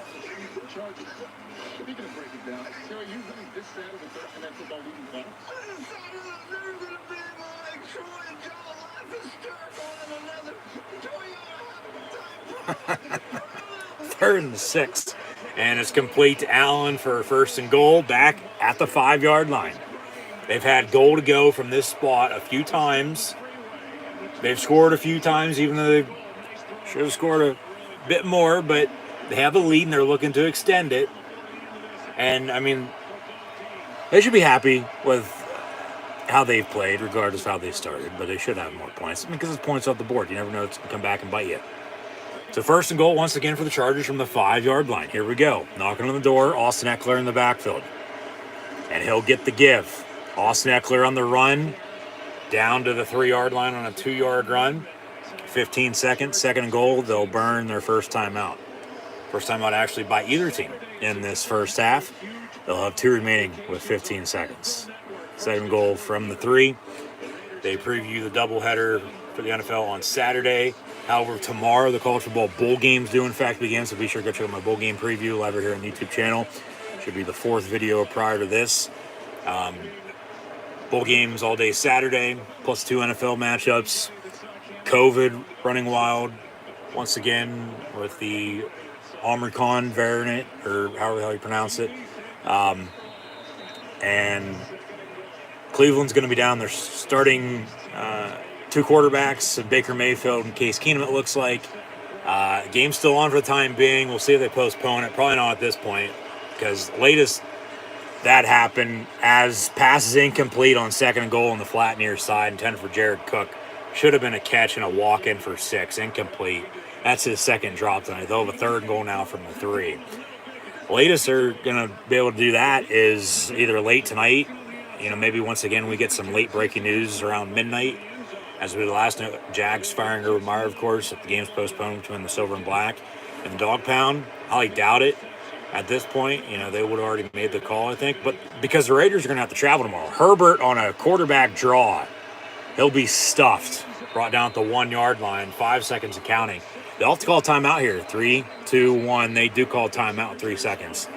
And they'll have to kick a field goal. At least they'll have a 7-point lead, potentially if they make it here, of course, at halftime, when really they've left 10, 14 points off the board in this first half, the Chargers have. That's a catch, but a drop and incomplete. So here comes a chip shot. This will be officially from as close can get on a field goal.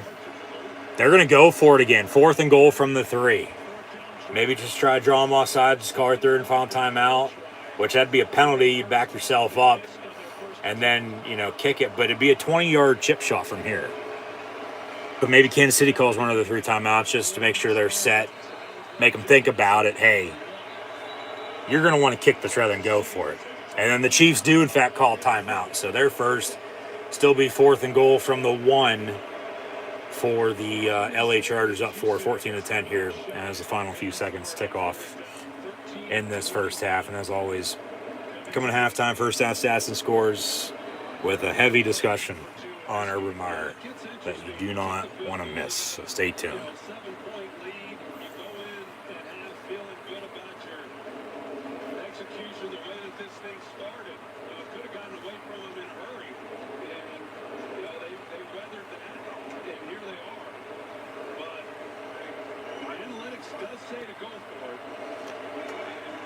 Analytics can kiss my ass. Whether they say to go for it or not, take the damn points.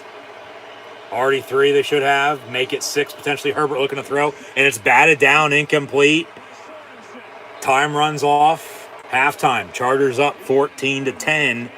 When really, now the Chiefs have momentum. They're going to get the ball to begin the second half as well. That's at least 6 points off the board. A max of 14. Plus they turned it over with an interception. That if they would have scored on that drive, Kansas City capitalized and scored a field goal. 10-0. Chargers, 14 unanswered to make it 14-10 at half with Kansas City to receive beginning the second half. Way too many points left off the board and way too many missed tackles by both defenses.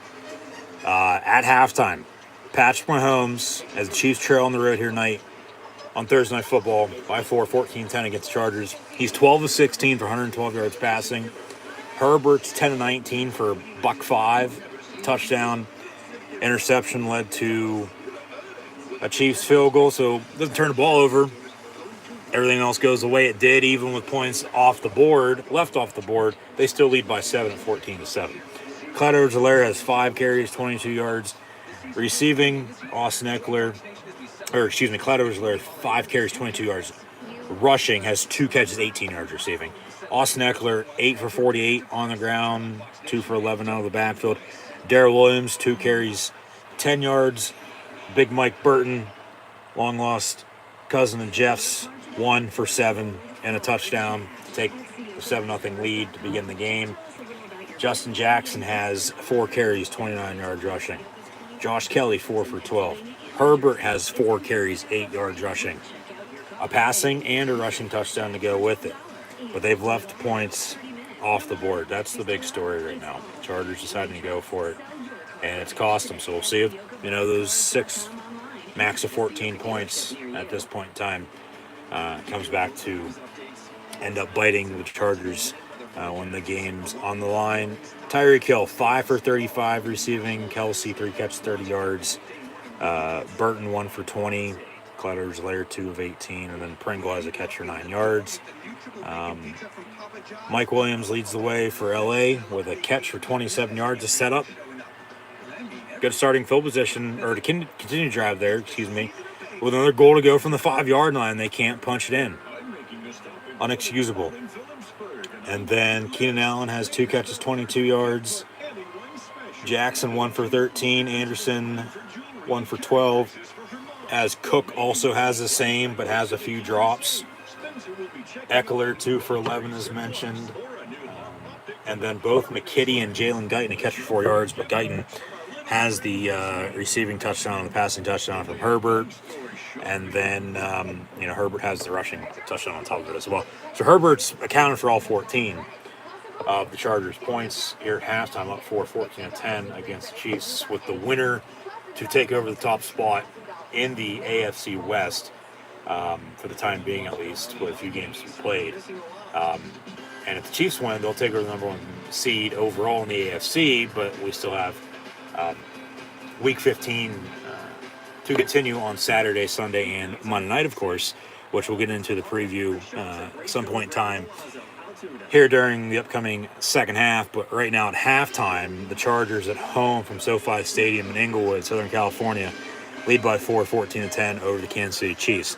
We'll preview Week 15 shortly, but last night, around 12:30 this morning, late Wednesday night, early Thursday morning, the Jacksonville Jaguars, after 13 games, have fired first-year NFL head coach in Urban Meyer, less than a year after being hired and a week and a half before Christmas 2021. Urban Meyer is gone, fired by the Jacksonville Jaguars, and now, honestly, probably will never coach at any level, even though he is only 57 years old. Was he forced out because they don't like him? I'd feel safe saying, yeah, I think so. Cancel culture, of course, strikes again. But honestly, he lost the team the past few months. They're 2-11. They'll probably win Sunday, regardless if he was going to be coaching or not. They play Houston, who they lost to, actually, though, week 1. But that was then, this is now. I heard players texted their respective agents with the peace emoji. See you later, dude. He's a college coach, not an NFL coach, plain and simple. End of story. But we're going to get more into it here as well. He lost the team. Most, if not all, the players sent the peace emoji, peace out, to their agents, basically saying, see you later. Just, of course, make sure you don't let the door hit you on the ass on the way out. Lost total respect for him, it seems like. For agency-wise, and this past year in the draft, be sure to check out my NFL Draft and Pro Football Hall of Fame vlogger here on the YouTube channel as well from this past spring. They did well in that regard, it seemed like. There's always been drama surrounding Urban Meyer. That's why they're not outside in LA. And that's why it's a little colder. And that's why, even inside, they're still, for some reason, wearing jackets and acting as if it's 20 below in Southern California, which I don't think it ever has been, but it's pouring down rain. That's why. Okay. Didn't know that. But not affecting the game because we're playing inside. But for some reason, when they played the Raiders on a Monday night back, early October, before Gruden was asked to step down, which he was forced out too, I still think. The scapegoat, if you will, for the NFL with that email scandal, and now you have Urban Meyer here. But why no weather delay tonight? We had a fucking weather delay then, but it's raining again tonight. But no, that still made no sense. And then a week later, remember, Sunday night, it was these Chiefs at home against the Bills, and they had a weather delay at halftime. We said at halftime night on Thursday Night Football, Chargers once again on top by 4, 14-10 over the Kansas City Chiefs. But really with Urban, if it wasn't one thing, it was another. And regardless of all the reports, whether they were in fact true or not, he's no longer the head coach of the Jags. He's never going to coach again in the NFL. Will he coach again in college? We'll get to that in a second as they actually preview the upcoming slate for the NFL this weekend, Week 15, with 15, 16, 17, 18. 4 more weeks to be played this regular season before the playoffs begin, and now less than a month. The Super Bowl is less than 2 months away, so it's going to be interesting, to say the least, on, once again, who's in and who's out, and who's going to continue their season and who's not, and who's going to be facing off in this very stadium Valentine's Day weekend, Sunday night, February 13th, for Lombardi Trophy, Super Bowl 56. So, back to Urban here. It seems to me they lost all respect for him. There's always drama. Always has been drama surrounding him. Whether it was at Florida, Ohio State with the health issues, took 2 years off. Okay, tries the NFL, doesn't even last a full year. 13 games. Lou Holtz and Bobby Petrino, also the same. They got back into it in college and were able to win. So, never say never, but we'll see what happens. We'll see what the future holds. It's all going to depend on if he wants to coach. If he wants to coach, he's going to be coaching. It's in his blood. He's a coach. You know damn well he's going to want to coach. It's just a matter of where. And we'll get more into that situation here in a minute. But, I mean, with the Jags, it was, like I said, go back offseason-wise. Into the preseason, the training camp, a ploy for attention. They signed Tim Tebow, who hasn't played football in however many years it's been. It didn't work out. They cut him. He's back on his knees praying, but She's celebrating a milestone birthday this year. Plus 9 lives. Urban and Tebow, they had their time at Florida. End of story. It didn't need to get to, where it was. That was all for marketing. Get people talking. They had the number 1 pick. They drafted Trevor Lawrence this past year in the draft out of Clemson. He might now be a season behind in progression. We'll see what the future holds for him. I know when, Peyton was a rookie, he had a head coach get fired a few years in, and then now he's in the Hall of Fame with 2 Super Bowls and a lot of MVPs later. Darrell Bevell, the former Seahawk and Lion offense coordinator, who's Jags OC this year, he'll be the interim for the rest of the year. And then we'll see who, of course, Jacksonville hires moving ahead. And we're going to get more into the small details here in a second. But it was that. It was, of course, the bar video with him finger banging some 20-year-old chick. The statement that, once again, whether or not the reports were in fact true or not, who knows? No longer the coach. They fired him late last night, early this morning. College coach, not an NFL coach, with cause, without, who knows? But, basically telling all players, coaches, personnel, Trent Baalke, the general manager who won with Jim Harbaugh in the NFL. For some reason, Urban just didn't work out. Whether or not give him enough time, well, we'll see if it comes back and bites them then too. Because I had said personally a few times, I thought if given time, he would succeed. He would win the NFL. Technically, he won twice. He beat the Dolphins for his first ever one on a game-winning field goal across the pond, and then beat the Bills. Both wins, both by 3 points, but a win's a win in the end. 2-11 is what he'll finish as NFL head coach. He'll never touch the sideline of the NFL game as a coach ever again. He might be there to watch former players, but he'll be up in the booth. Whether that's in studio for working for a broadcasting company or in his suite as a fan, who knows what the future holds for Urban Meyer. But he's no longer the head coach of the Jacksonville Jaguars. They fired him last night, if you didn't know that. That was big breaking news. And that was all the talk today into this game.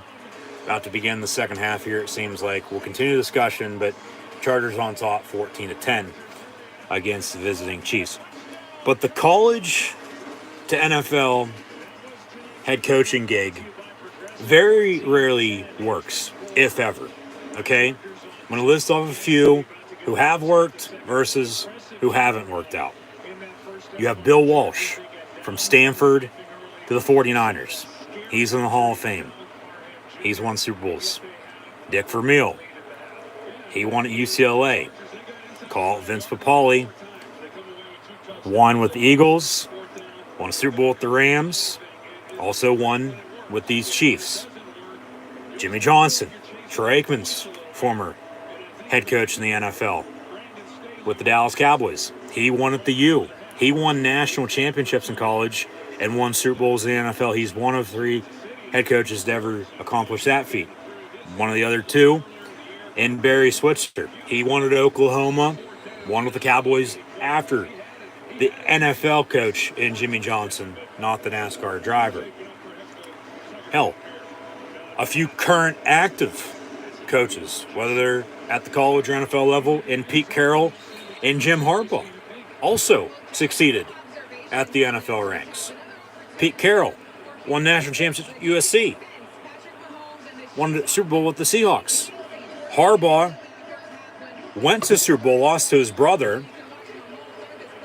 That was, of course, after he won at Stanford with Andrew Luck. Goes to the league, gets run out of town, and now he's at his alma mater in the college football playoff with the Michigan Wolverines for the first time ever. So those are, your 5, 6 that have succeeded. We're going to get more into the ones, including Urban Meyer, who did not work out. But to begin the second half, we got a penalty on the opening play. 1st and 10 on a deep ball from Patrick Mahomes, incomplete. And we're going to have a DPI, defensive pass interference, on the Chargers, it looks like. Incomplete. Intended for number 10 and Tyreek Hill. And it'll be a spot foul. Big automatic first down for the Chiefs to begin their opening second half drive. Ball going to be spotted at the 43-yard line, it looks like. 1st and 10 for KC. Down by 4, 14-10. Still early second half, but here we go. From the 45 officially where they spotted at. 1st and 10.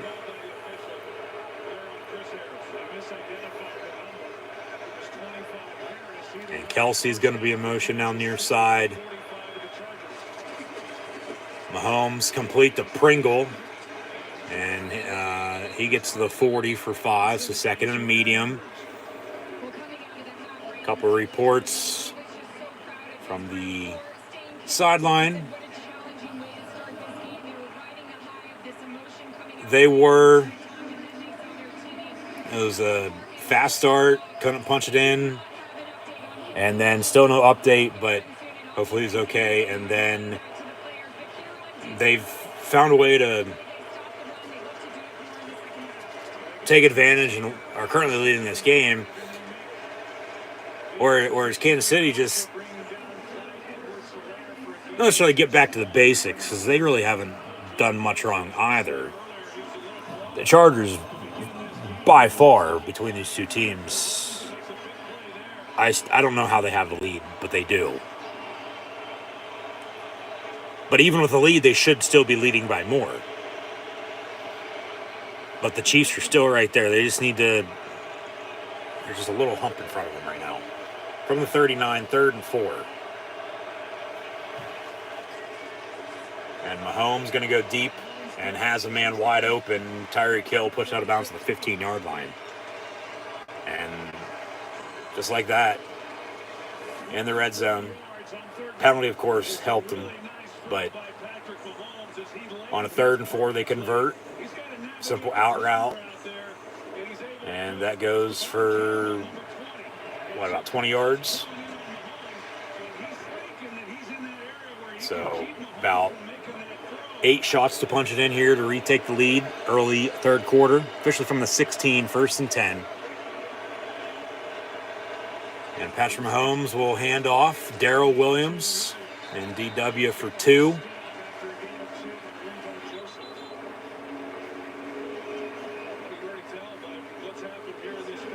Second down and 8. Who's going to be able to hold up when you get down into the red zone? Kansas City has made 2 big stops, not giving up any points at all. Forget touchdowns. They haven't given up any points because the Chargers have gone for it. And now it's time for the Chargers to reciprocate and make a good stop here in the red zone. Hill in motion, and Mahomes gonna dump it off to him, but it's deflected to the line of scrimmage, incomplete, almost picked off. And you gotta give credit to both these defensive lines tonight. Both these quarterbacks thinking they're making the right decision. Not so fast, my friend. Even with the pump fake, they're still there knocking the ball down. Mahomes wasn't looking Hill's way the whole entire time by any means. That's just good defense. 3rd and 8. 3rd and 4 conversion to set up after 2-yard run as well. this down. Mahomes, it's incomplete. Intended for number 13 of Byron Pringle. And they're going to have to kick a field goal. So, you don't want to be trading field goals for touchdowns. Definitely in the second half. Eventually, you're going to have to, of course, punch it in. I mean, they had 10-point lead, 10-zip, and then 14 unanswered when it should be more for LA, but it's somehow not. This is an extra point, 33-yard field goal. Already good from one. And this kick up and good as well, so 1-point game. Chiefs trail by 1, 12-12 to play in the third quarter. Chargers lead 14-13. They'll get the ball first.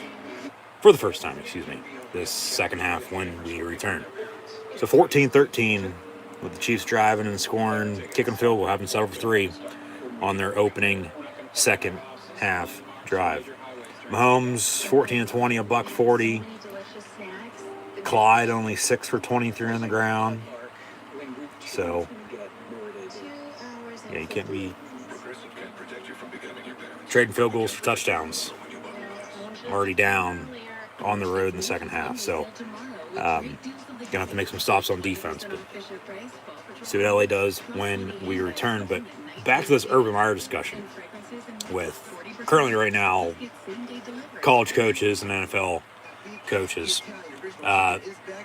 Discuss the ones that have worked out, to name a few, but then the ones that didn't work out. Lou Holtz, he was at, I believe, he was somewhere down south, and then he went to one of the New York teams. 1 year, had a losing record, goes to,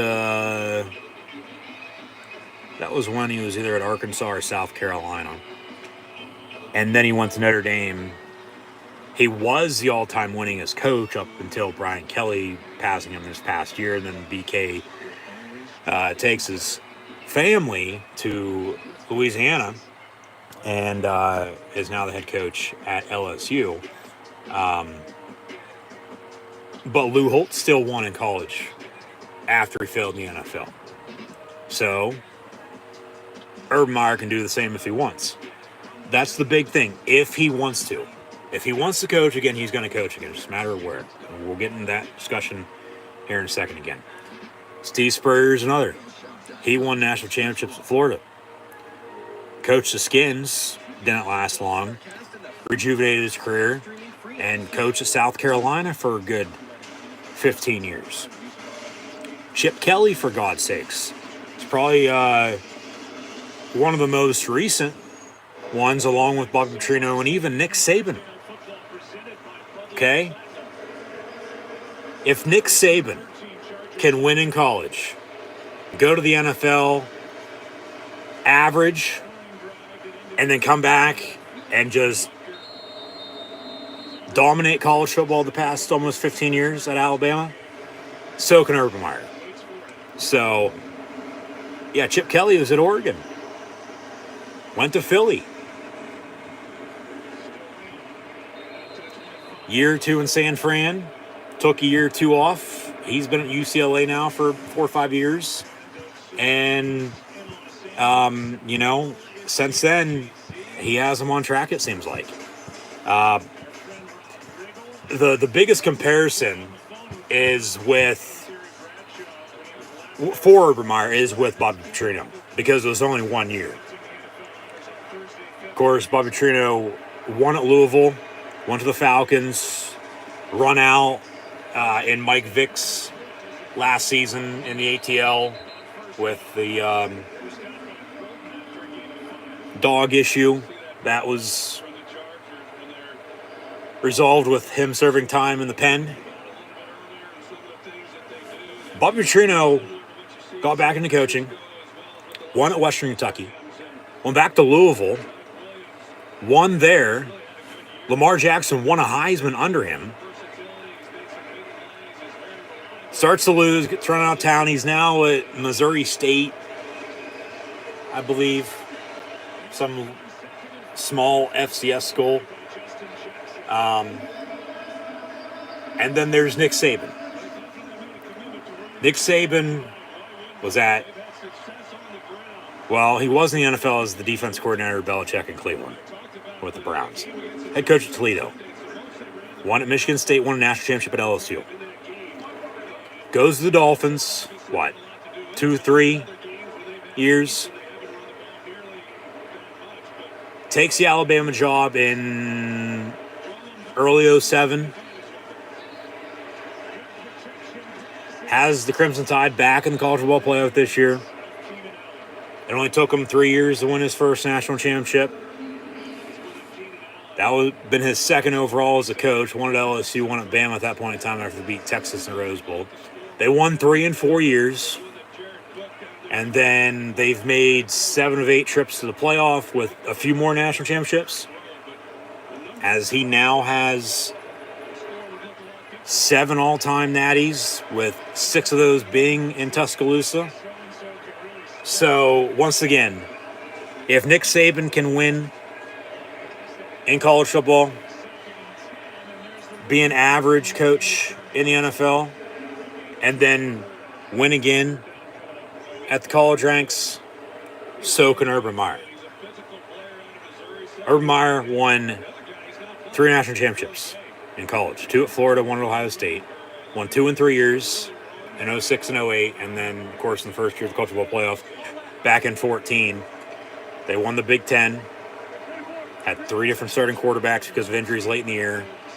OHIO, and this comes from a Penn State fan, beat Alabama and beat Oregon to win the national championship. Chiefs jump off sides. They're going to blow it dead, so 3rd and 1 now for the Chargers on this drive, up 1, 14-13. He's a consistent, proven winner in college football, not so much so in the NFL. So we'll see what happens, of course, with Urban Meyer.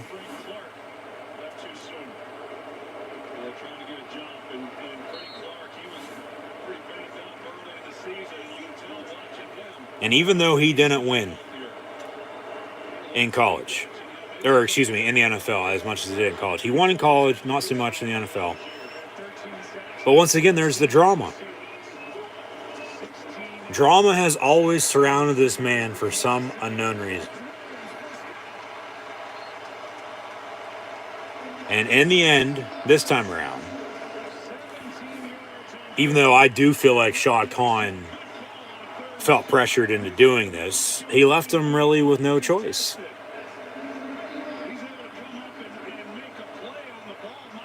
They couldn't rebound and call up Aretha Franklin.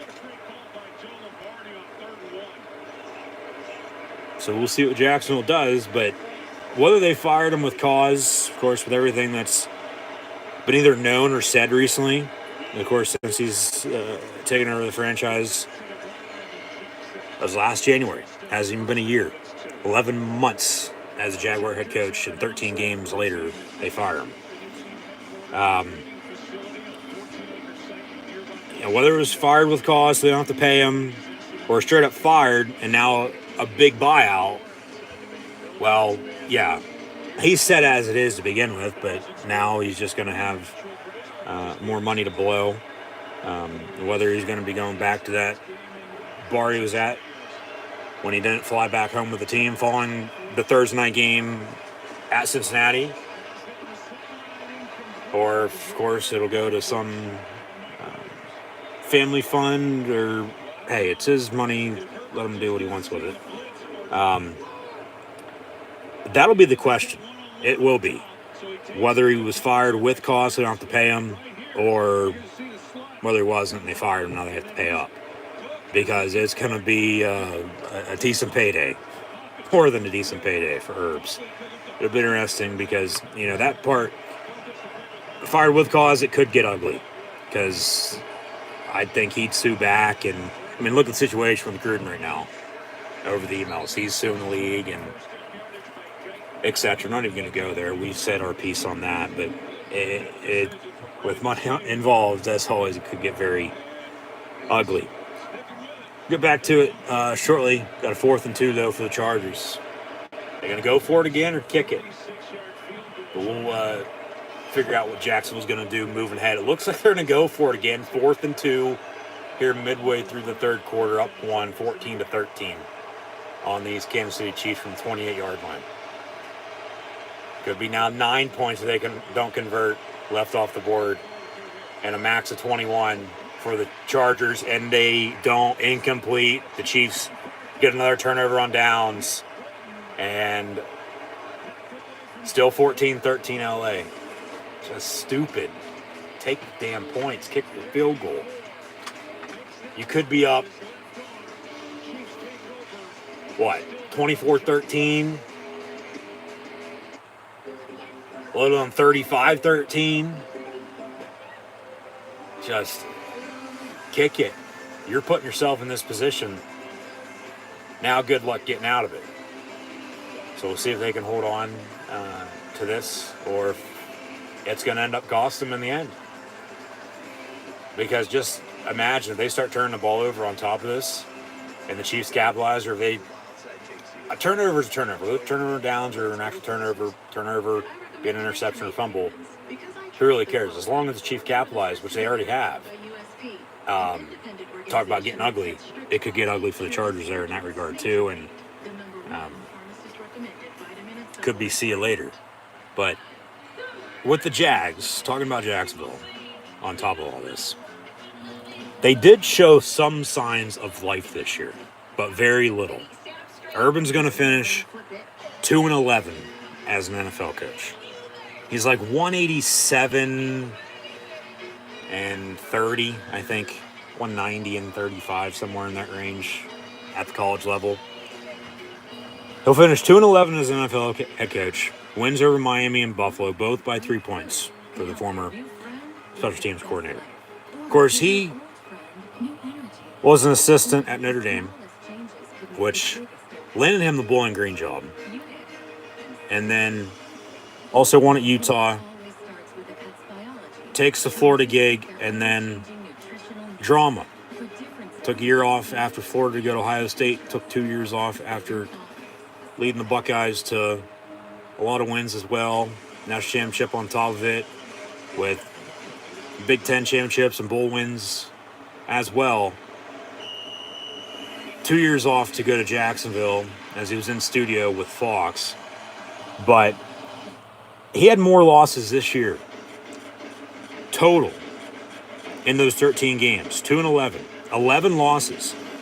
More losses total this year in those 13 games than he had during his whole entire tenure at Ohio State. Only lost 9 games as Buckeye coach. And almost double the amount he lost at both Bowling Green and Utah combined. Okay, that was what? 4 or 5 years at those two schools. 5 years, I believe 6 years at Florida. And then from 12 to 18 at Ohio State. Pass over the middle complete, but then a fumble and another Chief turnover. The refs are huddling up, and they're going to say down by contact.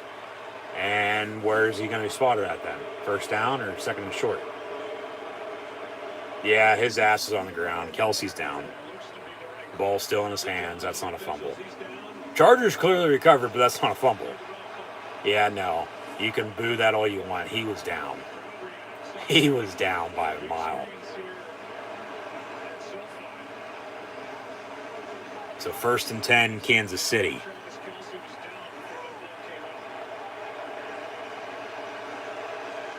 First and 10 for the Chiefs. They're going to go hurry up. Chargers are going to have a right to challenge if they want to. It doesn't look like they will, though. They'll actually call a timeout.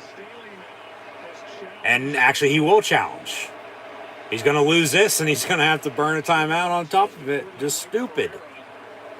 His ass is on the ground right there. He's down. Left butt cheek. Ball still in hand. No fumble. Rolling on the field. He was down by contact. This will stand. They're not going to have undisputed evidence to overturn it. That'll stand. It'll be Chief football 1st and 10. There's no way in hell that's going to get overturned. It's a stupid decision to challenge it, and a stupid decision to go for it 3 times 4th down when you could have at least 9, max 21 points. But you still only lead by 1, 14-13, and the Chargers are doing this to themselves. And if they lose, it's going to be on them. Back to Urban, though, and then we'll preview Week 15. I know this is running a little longer than expected, but safe to say on top of all that, with, him, yes, being a college coach compared to an NFL coach, having success with young men but not adults playing football, he's a sore loser. I think that's safe to say. Even though he's won 3 national championships, won 2 at Florida and 1 at Ohio State, he only won 2 games in the NFL. Now, did they give him a chance? Well, in the end, probably not, but there's just too much drama.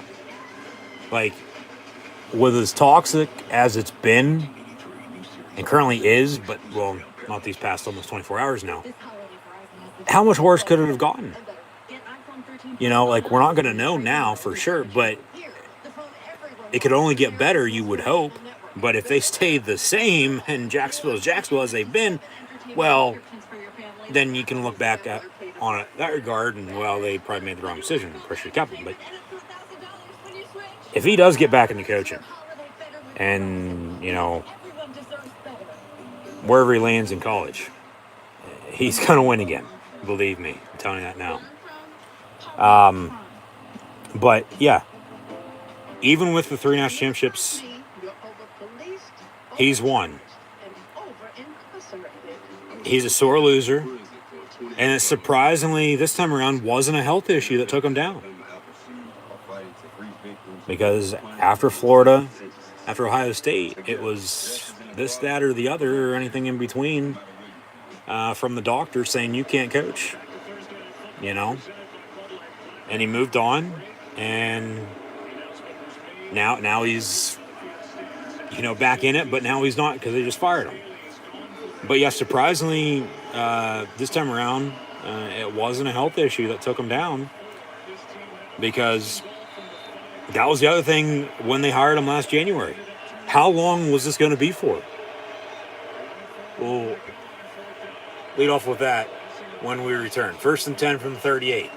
Mahomes going to fake the give, pump fake, gets rid of it, and it falls incomplete. 10 for Blake Bell. And he took a shot when he got rid of it, incomplete. So the call did stand as called on the field. So the Chargers are going to lose that challenge and a timeout. They'll have 1 and 2 respectively remaining in the second half. As we near the end of the third quarter already, this game, in my eyes, absolutely flying by tonight for some other reason. And LA should be up by way more than they are, but they only have a 1-point lead at 14-13. And the Chiefs are still in here. Kelsey in motion in the slot near side, 2nd and 10. Empty set. Mahomes going to roll out. And throws a bullet, and it's going to be incomplete, intended for Demarcus Robinson. 3rd down and 10. 3rd down and 10.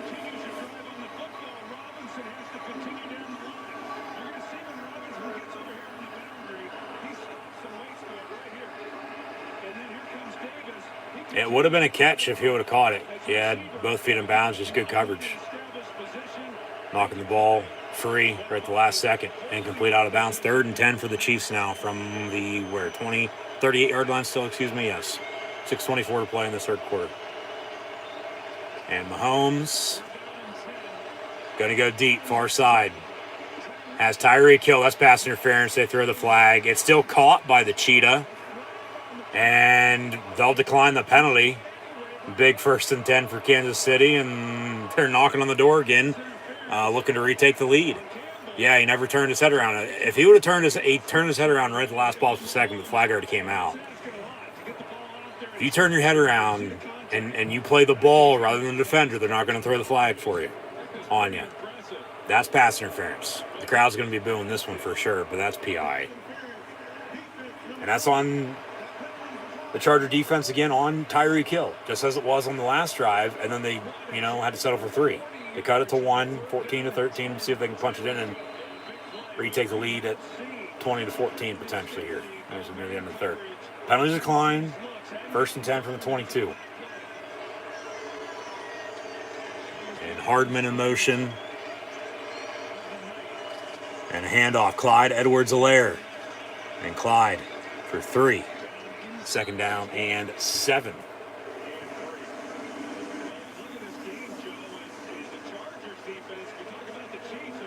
Inside the red zone.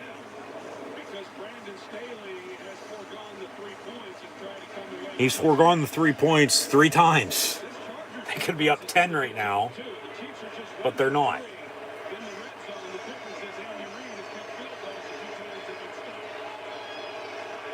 Second and 7 from the 19. Trips near side, and Mahomes looking to throw. And it's going to be caught by Hill, and Tyreek Hill down to the 14-yard line. It'll be 3rd down and a long 2. We'll say 3rd and 2 officially. Okay.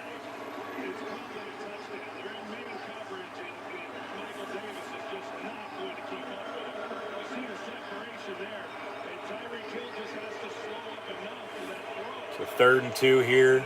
4:54 to play in the third.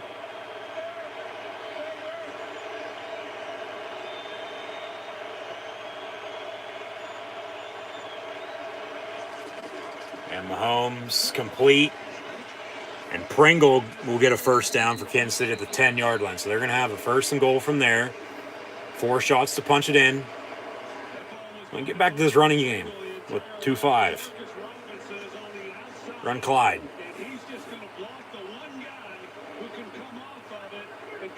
He had 100 yards against these Chargers week 3.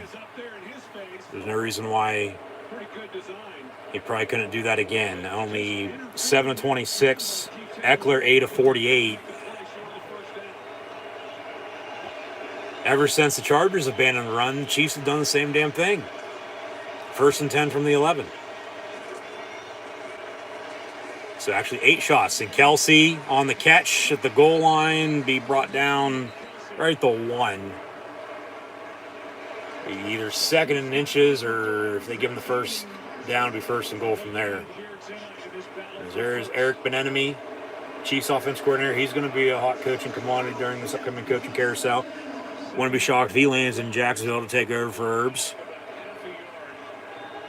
I think Byron Leftwich is going to have a good chance, of course, being the former Jaguar quarterback, and what he's doing in Tampa right now with Brady as the Bucs OC. I think he might be the front runner. But handoff, Darrell Williams, nowhere for him to go. It'd be 3rd down and 1 for the Kansas City Chiefs. We'll get into potential coaching candidates for Jacksonville, along with the Raiders at a later date. But I feel for Jacksonville, it's either going to be to take over for Urban Meyer, an offensive-minded coach, one of these up-and-coming offense coordinators, or an NFL coach, head coach, that has since been fired from his previous employer, looking to get back into it. But somebody, former NFL head coach who's had success. 3rd and 1, and Mahomes shuffle pass. It's caught, and then it should be good for a 1st down, 1st and goal at the 1. No, they say he's still short. It'll be 4th and inches from the 1.5. He's short. This is going to be tough for Andy Reid to decide on here, I'd say.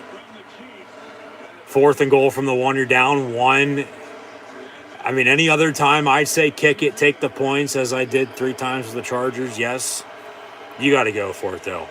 You got to take over. You got to control this final minute and a half, and then the 4th and final quarter play. Mahomes, that's on him. Pass into the ground, incomplete, intended for Mecole Hardman. Yeah, no. Decent snap, and then he knuckleballed it in the flat far side. He is a former pitcher. He owns part of the Royals, and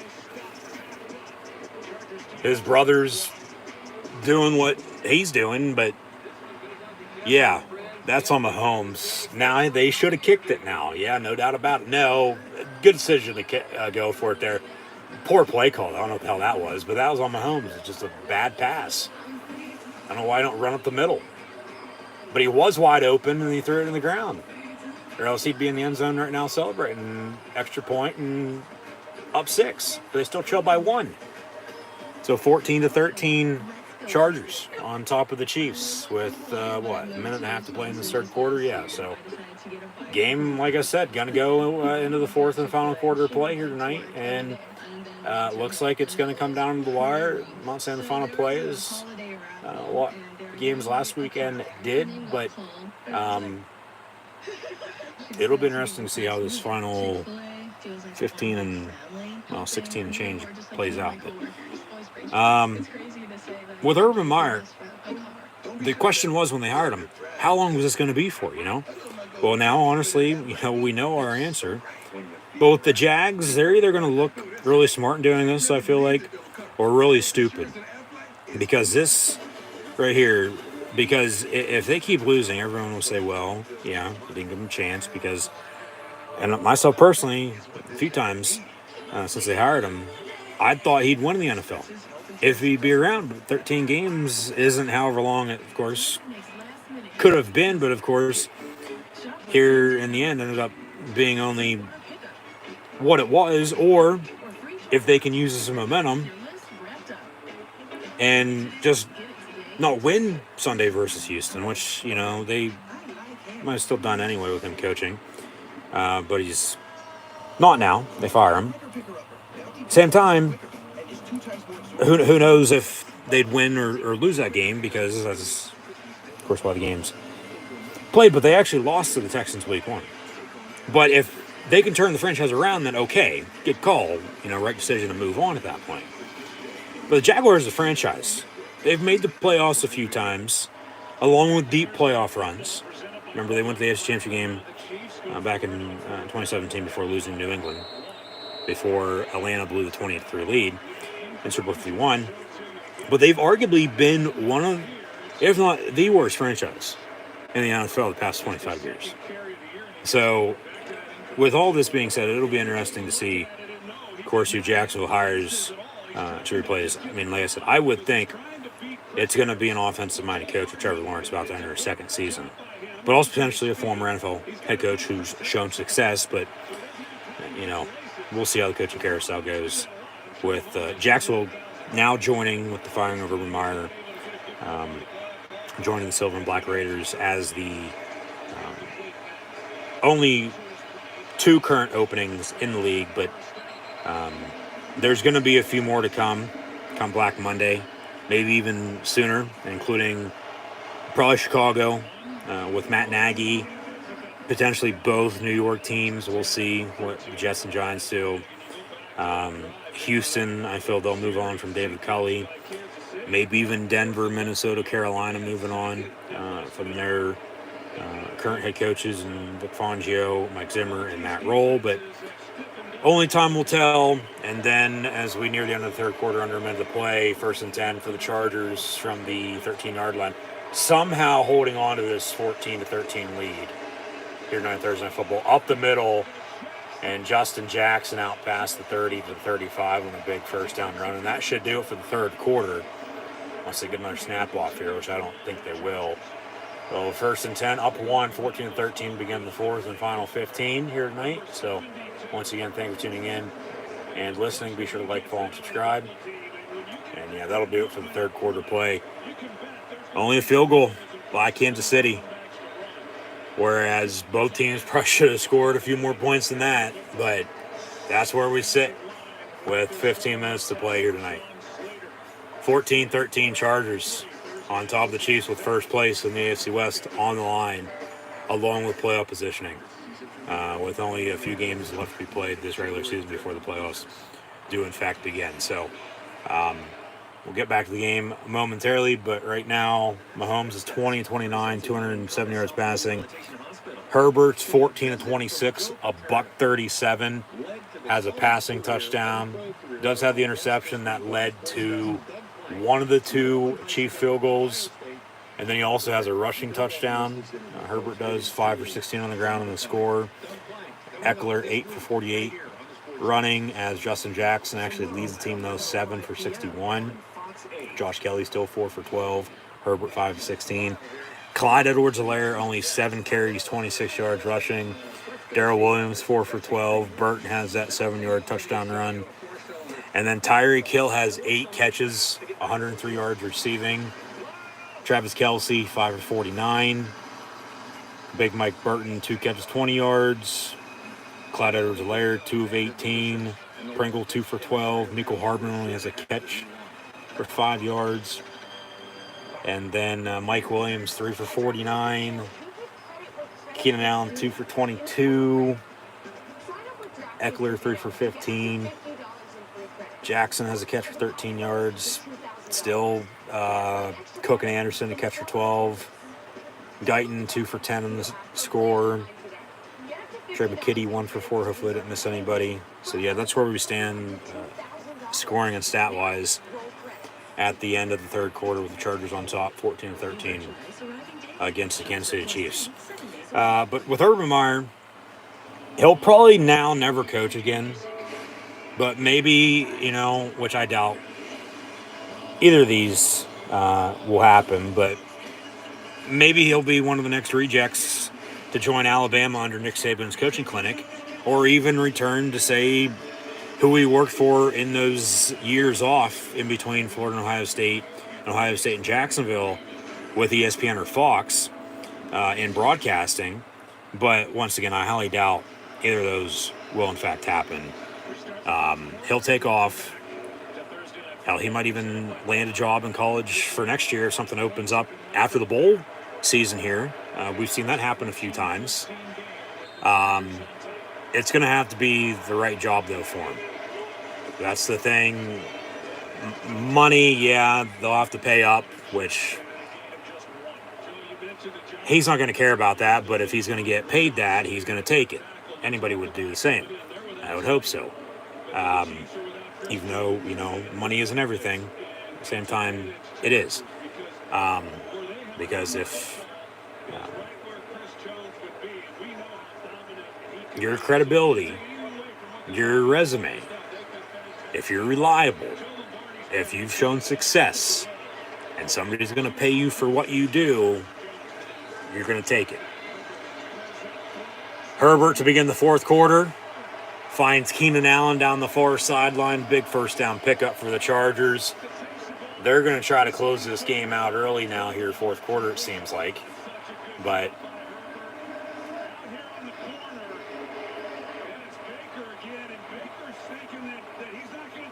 that's a catch.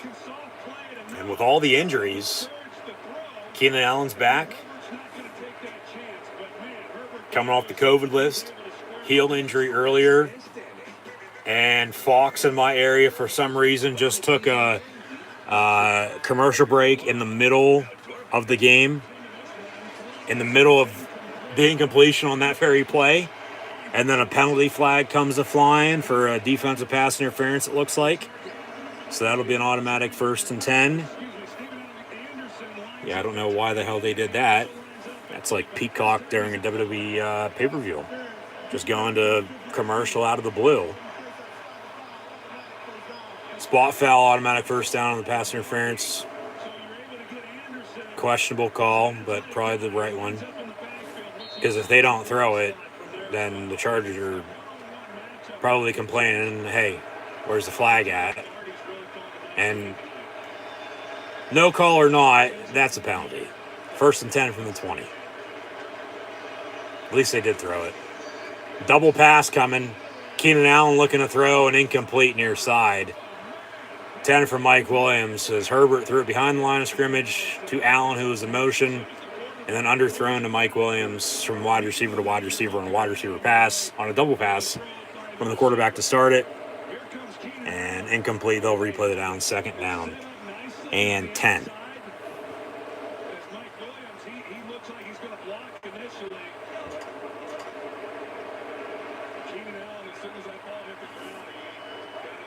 So 2nd and 10 from the 20. Herbert under center with Eckler in the backfield. They toss to 30. And he gets to the 19 for 1. 3rd and 9. 13 and a half to play. I mean, just think if, LA has those field goal points, or if they found a way to punch it in for 6 on those other drives, decided to go for it and didn't get it on 4th down. They're blowing out Kansas City right now, and a score here probably seals it.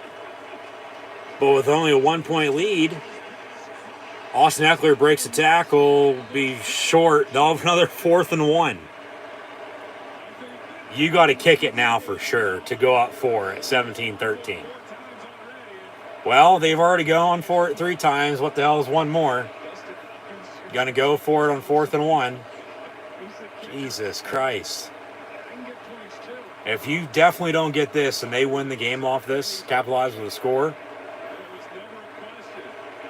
your fault. But if you find a way to keep the drive alive and score, and this ends up winning you the game, then you're a genius. 4 times a charm, 4th and 1. They'll hand off. Josh Kelly, 27. He'll get to the 5-yard line, so they do convert. So they're about, 500, 2 for 4, 50% on 4th down tonight. They have a 1st and goal once again from, guess where? The 5-yard line. But they should have at least a 10-point, if not larger, lead right now. And a score here would for sure seal it, I'd say, for the Chargers. But only with a 1-point lead. Touchdown's still going to make it a 1-score game for Kansas City to tie this game up here in the 4th quarter. But they need a touchdown 2-point to tie it. But 1st and goal from the 5. And Herbert's under center. They'll hand off 27, Josh Kelly, who's going to dive for the goal line, but he will be brought down short of the line again at the 1. Be 2nd down and goal. And Kelly going to stay in once again. Keep running the damn football.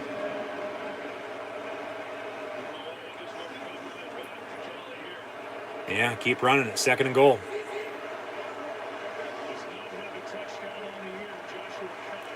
Out of the eye.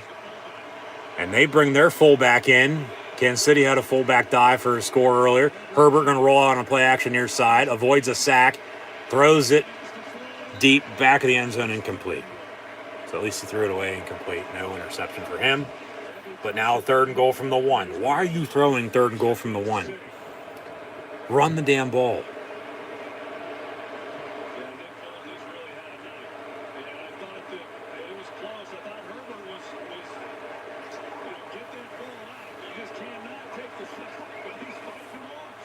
So 3rd and goal from the 1.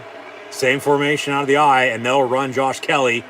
And he's going to fumble, and the Chiefs recover. Another turnover. You have to be kidding me. The Chargers cannot punch it in, whether they can convert on 4th down or not. They cannot punch it in. They trailed by 10, scored 14 unanswered. Chiefs with a field goal. Should have had a touchdown. Turnovers playing key in this ball game tonight. Chiefs recover. They'll have to drive the length of the field, though, again. He dived for the goal line over the pile, and he fumbled it. It was knocked out. Fumble, and the Chiefs recover. He didn't get it anyway. He never had control of that ball to begin with. As soon as he started to jump, the ball came out of his hands. So it wasn't even punched out. That's on him. And with 10:54 to play, the Chiefs are going to have a chance to drive and score to take the lead and potentially win this game now. So, what a game this has been. The Chargers should have at least a 10-point lead at 23-13 with at least 3 field goals that they should have kicked, but they didn't. And they don't have anything really to show for it on top of it. They scored 14 unanswered. Okay, 14-10.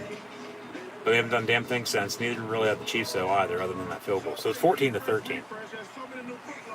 But 14-17, 17-20, 20-23 with those 3 field goals. You lead 23-13 or now. Up 10 with 10 minutes to play.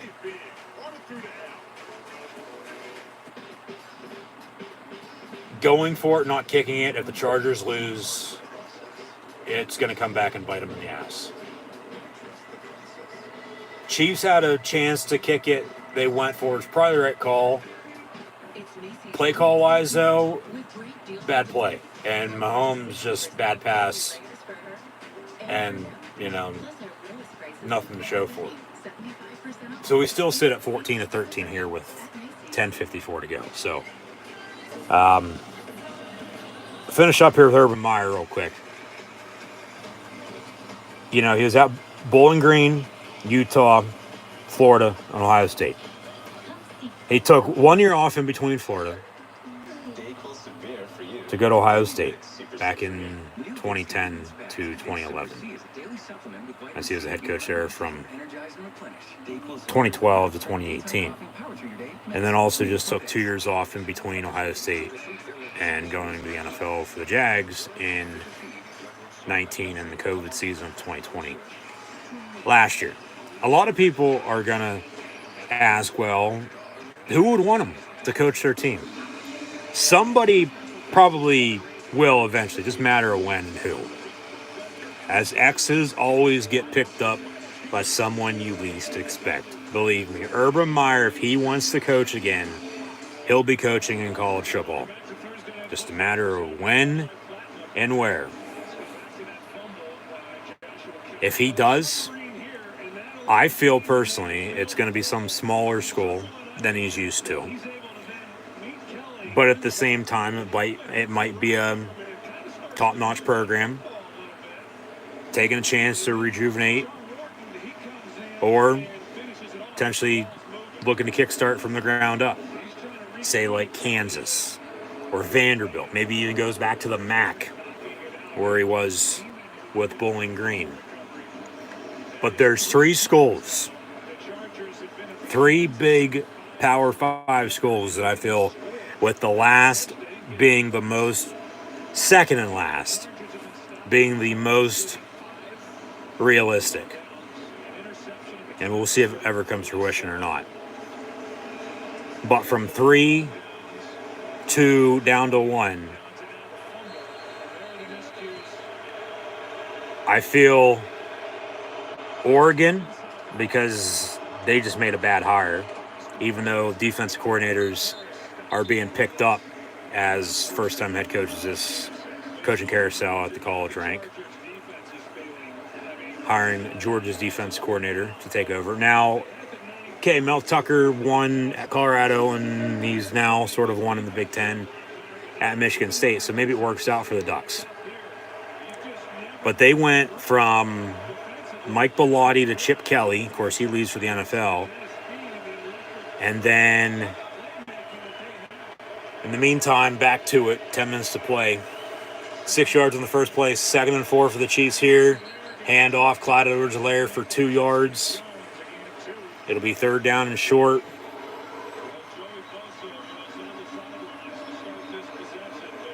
Oregon, who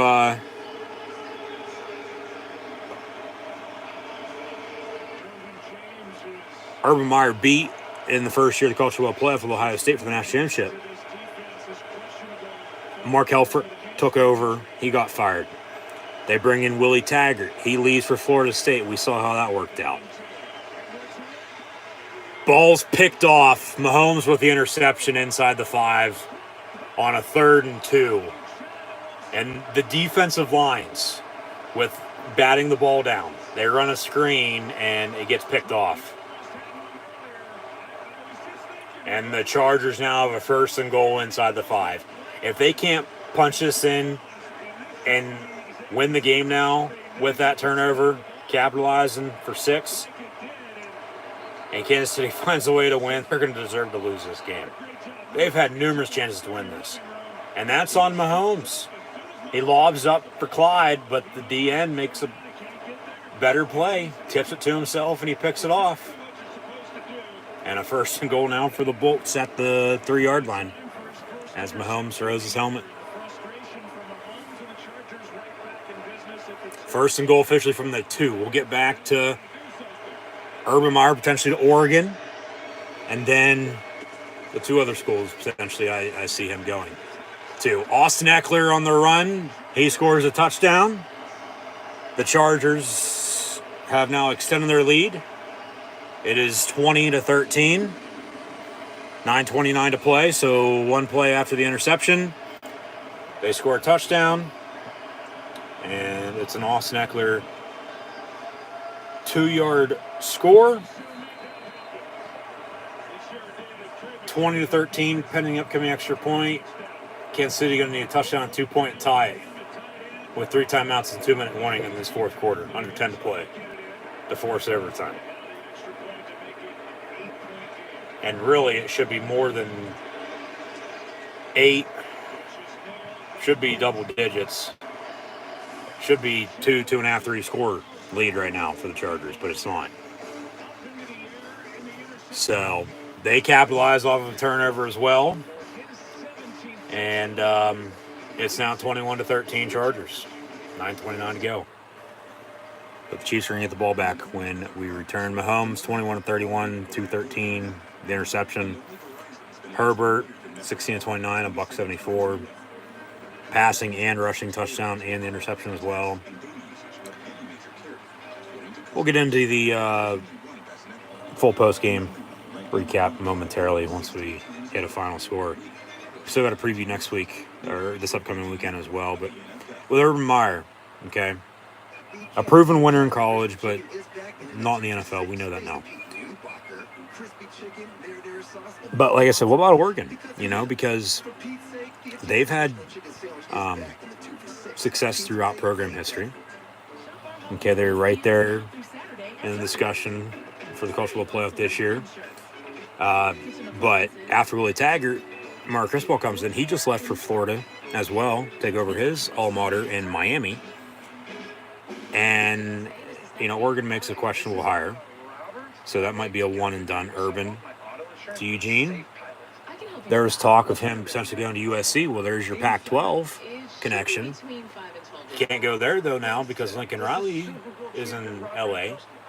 And for the Pac-12 North, I mean, it's always been Oregon, Stanford, Washington. And Urban Meyer, regardless of wherever he's going to go, he's going to win. But at a top-notch program that's going to have backing from everyone behind the scenes, he'll win even more than that. So Oregon could potentially be an option for Urban Meyer, I think. Maybe back to the Big Ten. Okay, hear me out. I'm not saying any of these 3 will happen, but I would think 2 and 3, these next 2 that I'm going to name off, minus Oregon, probably have of big name jobs, blue bloods, if you will, have the most realistic possibility of actually happening if they do happen in the end. Whether that's shortly or a year from now, who knows? Hear me out, because talk about the connection, similarity with Urban Meyer and Nick Saban. Winning in college, not being able to win in the NFL, but then potentially winning in college, again, as Saban has done. He was at Michigan State, went to LSU, won a national championship. Coached Dolphins, didn't go well, back to Alabama. In the SEC, and he's won national championships since. Urban Meyer, okay? Bowling Green, Utah. Utah wasn't in the Pac-12 then, but maybe back to the MAC, maybe the Pac-12, like I said, with Oregon there a second ago. Is that Florida? Maybe to the SEC, like I said, with a smaller school. We'll see. But in the Big Ten, at Ohio State, head out west a little bit to Lincoln, Nebraska. The Cornhuskers have their prodigal son and Scott Frost returning for potentially one final year next year. And if he doesn't win, he's going to get fired. Nebraska is going to be one of the top openings then next year. Does Urban flirt with potentially them? Nebraska's history is as strong as it could possibly be with being a blue blood in college football. Nebraska's right now not what it once was by any means. under Tom Osborne. And they probably should have never fired Frank Solich or even held Bo Pelini for that matter. But third and from the 30, Mahomes looking to throw, rolls out, deep ball, complete to Travis Kelce. There's a flag on the play, though, I think. There is. Kelce's off to the races, and Kelce's going to be brought down at the 1 yard line. But there is a flag back by the line of scrimmage, it looks like. And Kelce's exhausted, catching his breath after that long catch and run. And on 3rd and 5, a big gain to the 1 yard line. Down by contact, defensive hold, penalties decline, and that goes for 60 plus. And they have a 1st and goal from the 1. Kelce 1 yard short. Did he get in on that? He's down by contact, but did he cross the goal line there, so to speak, into the end zone for 6? Defensive hold, that's a good call. Charger fans don't like it, but that's a good call. A 69-yard reception for Travis Kelce. I'm sure he's going to like that. He probably would have liked it, though, to have gone for a touchdown, but now they got a 1st and goal from the 1. Hardman in motion. They'll hand off Darrell Williams, and he's going to be brought down right at the goal line. Did they signal a touchdown, though? They say no, he's short. It'll be 2nd and goal from the half-yard line. Chiefs need a touchdown and a 2 points to tie this game up at 21 with 8:14 to play. And we'll get back to Urban Meyer in a second. I think Nebraska could be a possibility. Could be. I'm not saying it is, but it could be. Especially if Scott Frost gets fired, they don't win next year. Nebraska is going to be one of the top jobs, and I think Urban's name at least would get floated for it, but would he take it? I don't know. Fake the give to Clyde Edwards-Helaire. Over the middle, caught by Tyreek Hill. Touchdown, Kansas City. Got to go for 2. They trail by 2, 21-19. They celebrate. And Travis Kelce going to come back out for this 2-point attempt. And then back to the Chargers not kicking it when they should have. Because then they'd have a 2-possession.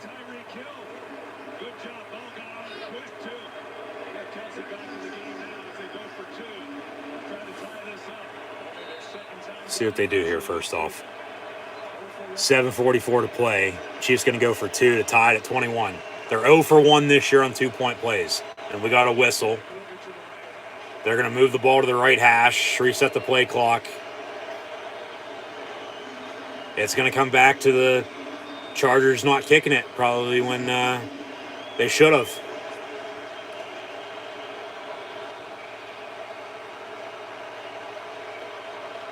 Because it'd be a 2-score, 1-digit number lead at 9. Fake the give to Clyde, pump fake to him, come back near side. Nowhere, and then in the end zone, caught by Clyde Edwards-Helaire for the 2-point, and we're tied at 21. Chiefs and Chargers 21 apiece here at the top of the hour with 7:44 to play. What a game. What a game. The Chargers still should be up. There's a flag on the play, so that is. Rolling on the field is successful conversion, personal foul, roughing the passer on the defense. That'll be tacked on the kick. So they'll kick off from midfield.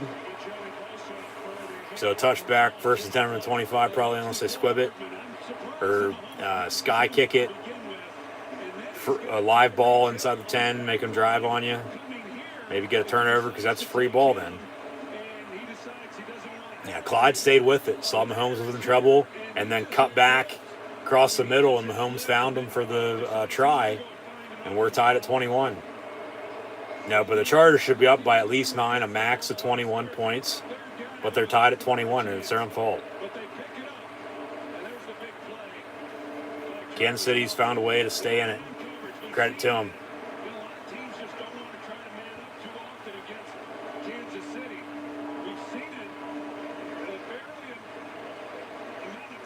Yeah.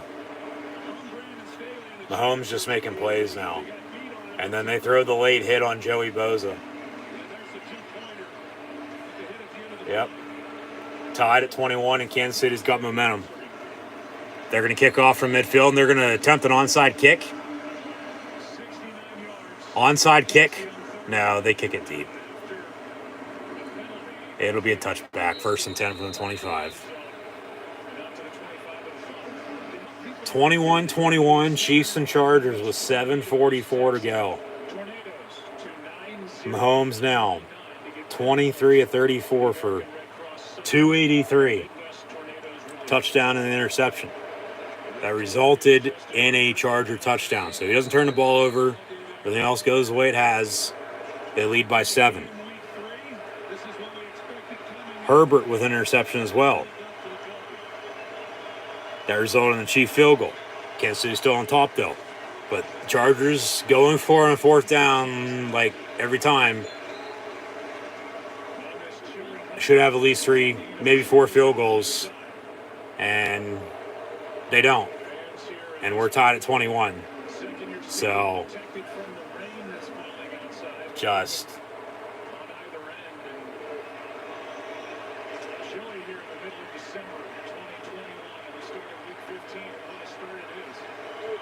a very good game. Yeah, what a game.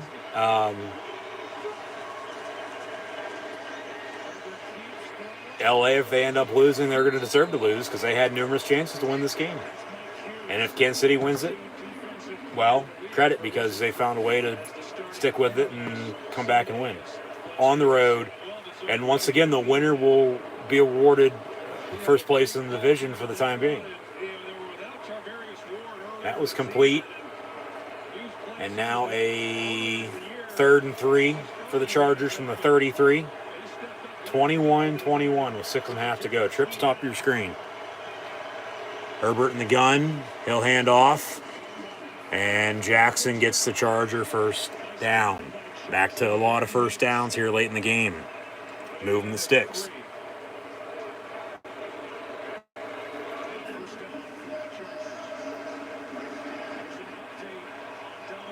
And now we got an update on Donald Farmer Jr., who was injured early.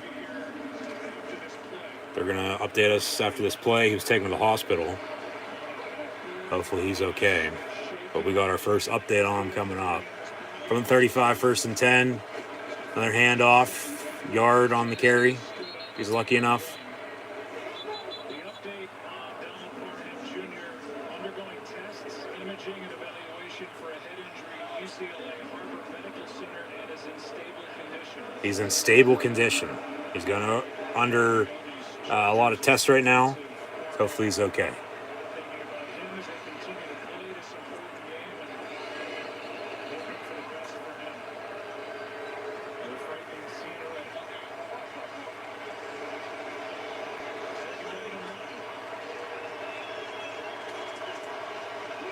Second and 9, 5:15 to go. From the 36, Herbert going to air it out. It's going to be caught at midfield. What a catch. What a catch. Number 5, Josh Palmer, giving the Chargers a 1st down at the 50. Herbert right on the money.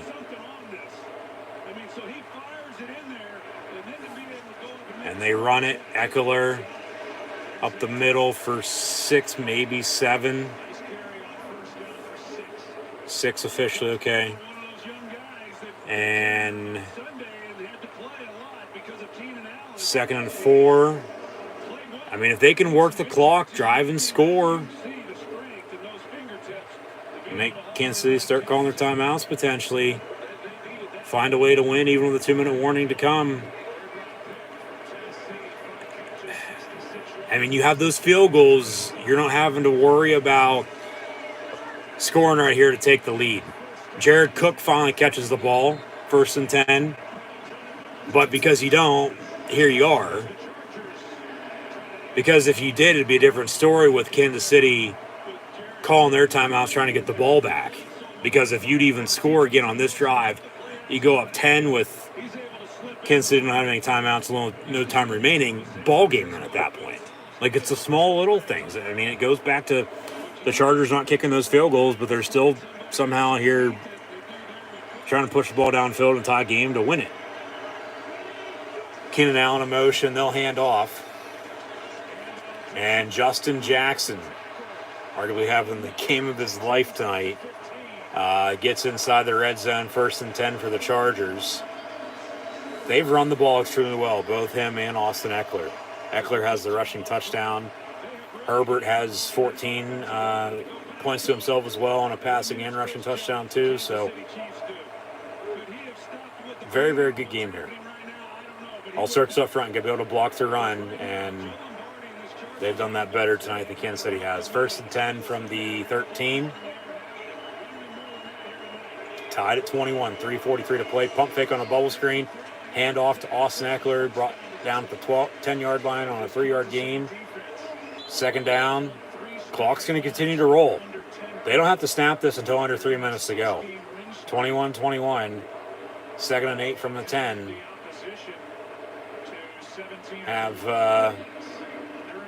6-7 shots to punch it in here, give or take. And Kansas City's going to have a decision to make on whether or not they're going to start calling their timeouts or not. But if they score, okay, you have 3 timeouts plus a 2-minute warning probably. Handoff up the middle, another 2 yards, 3rd and 6 for the Chargers.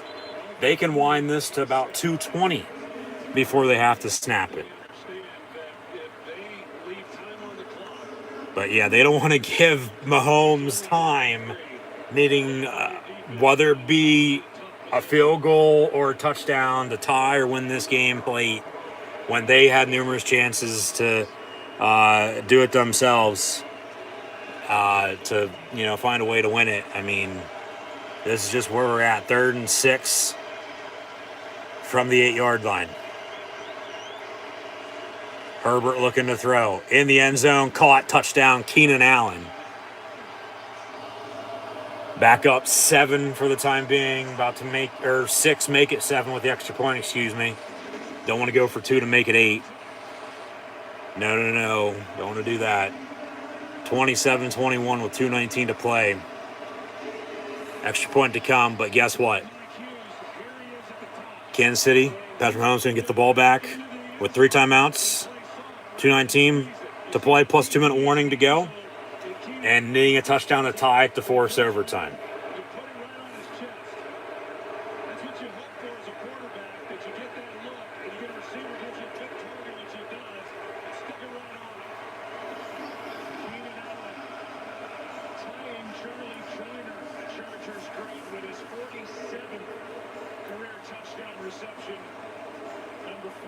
Chargers all-time list, and Herbert just stuck it right in. Well, he knew. I mean, he knew immediately. As soon as he sees Hughes playing soft, he knew right away what the route was. So, yeah, that's where we're at, 28-21. With 2:19 to play, Herbert's now 20 of 33 with 217 yards passing, 2 passing touchdowns and an interception. Also has 5 carries, 16 yards rushing, and a rushing score. Eckler, 12 of 59, but Justin Jackson has 13 carries, 86 yards rushing. That's balance. That is balance. Hell, Josh Kelly has 7 carries, 21 yards rushing. Whereas Clyde Edwards-Helaire only has 9 for 32, and Darrell Williams 5 for 12. Compared to the Chargers, the Chiefs have no running game.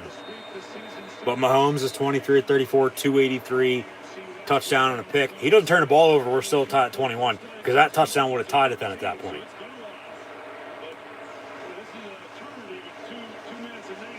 So it is an eternity. 2:19, 3 timeouts, and the 2-minute warning for Patrick Mahomes.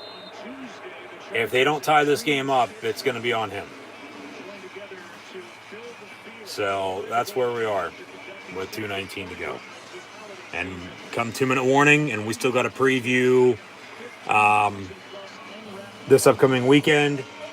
If we don't get to it, well, we'll be on Saturday night before all the Sunday games as well with a Patriot Colt live watch along reaction stream, so be sure to tune in then. And then also on Sunday for Titans Steelers at 1 o'clock.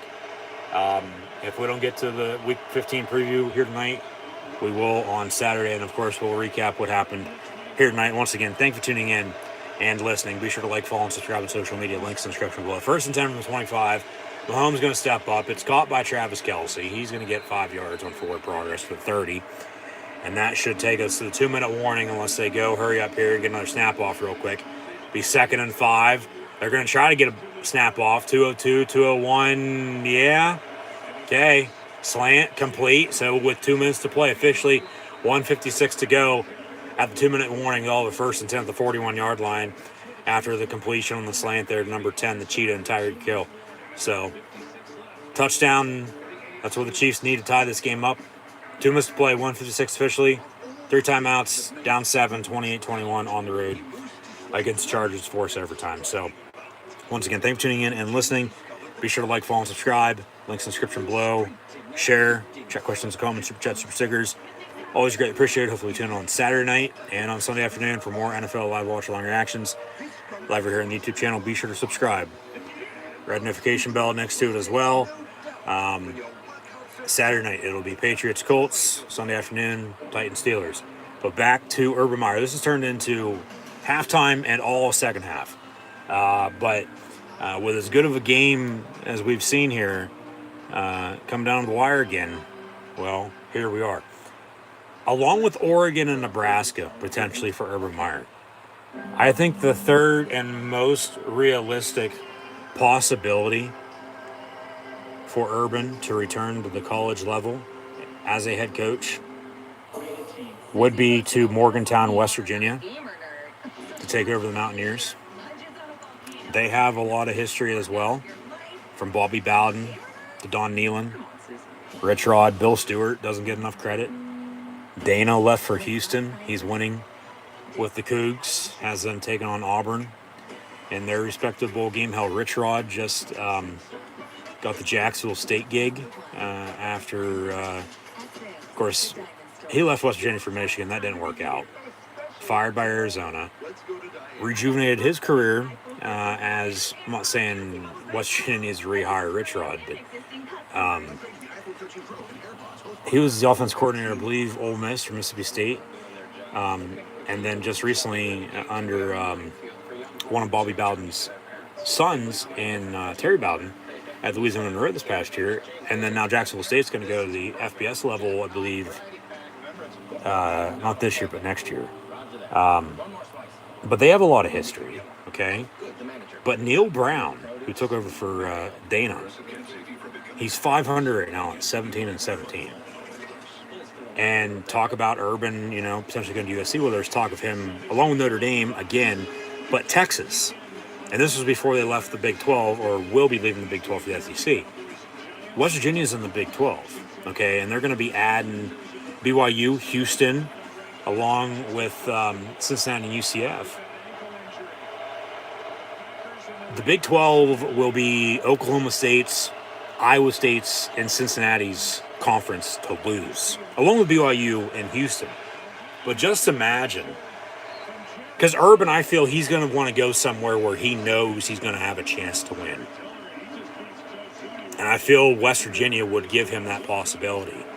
And no offense to any West Virginia alumni by any means, but it's not that hard to get in. So he's going to be able to recruit whoever the hell he wants.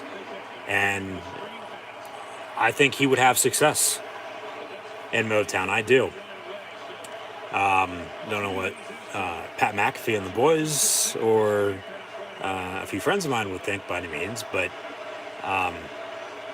Urban Meyer to West Virginia, I could see it happening.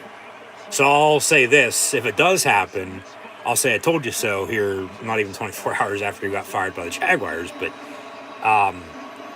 those would be the three with, in that order, Oregon, Nebraska, West Virginia, 3, 2, 1, where I could see him potentially landing for a big name program. So, he's Ohio kid, born and raised, has been in the Midwest for the most part of his career, minus being at Utah and Florida. And, Morgantown is just south of Pittsburgh, and it's a college town. He'd have freedom. He'd be able to honestly do whatever the hell he wants to do, and he would have success on top of it because he's a proven winner. So I'll say this after a big 3rd and 10 from the Chiefs there, completion from Mahomes, who just went over the 300-yard mark with 318 and a touchdown here tonight along with the interception, to convert a big 1st and 10, need a touchdown, tie this game up with 1:40. Urban Meyer is a proven winner in college, but not in the NFL. But over the next few years, we'll see in the end if this was or wasn't the right move by the Jacksonville Jaguars. But right now, honestly, as Patrick Mahomes rolls out, be pushed out of bounds after a yard gain, no penalty for a late hit, be 2nd down and 9. Does Urban Meyer at this point really care? I'd say yes, but probably not, no. He'll either now be done with coaching and never coach again, or he'll be back at it somewhere else in college football. Before, well, who knows, potentially have another health problem that forces him to step away, step down from that job, because it's always been something. Always one thing or another in his drama-filled career. So, with the Urban Meyer discussion tonight, I'll leave it at that. You can let me know in the comments below what you think. 2nd and 9, Mahomes on a quarterback keeper down the far sideline and picks up a big 1st down. Be 1st and goal. 1st and 10, they say. 1st and 10. That run officially from 32 yards out.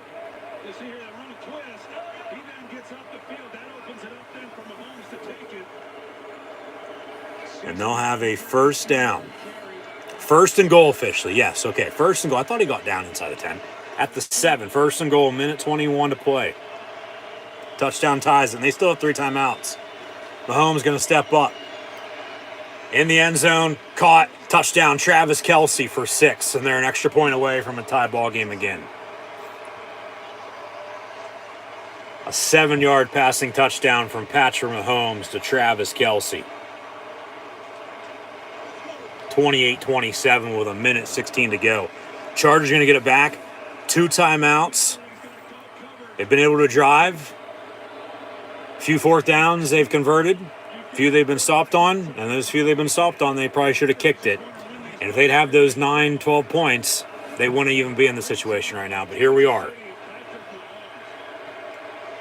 Here's your extra point to make it a tie ball game at 28-28. And the kick's up and good. So 28-28 with 1:16 to play.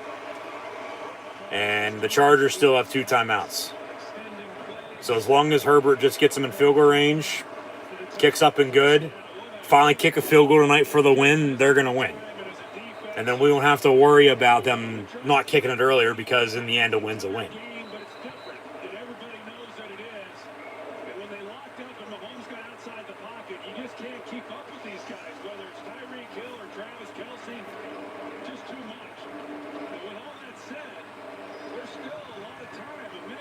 There is still a whole hell of a lot of time left. 1:16 and 2 timeouts. That's an eternity. It only took, Mahomes 1:03 to drive 75 yards and score a touchdown and tie this game back up. So, Kelce now tonight, as mentioned earlier, if he broke 115, I believe, receiving, he'd break 1,000 on the year. And he has now 8 catches for 130 yards receiving and a touchdown. Tyreek Hill, 11 catches, 134 yards receiving and a touchdown. Mahomes, 27-40, 325, 2 scores and an interception. He doesn't turn it over. The Chargers are needing a touchdown right now to tie this game up. Because of the turnover, though, the field goal wins it for the Chargers.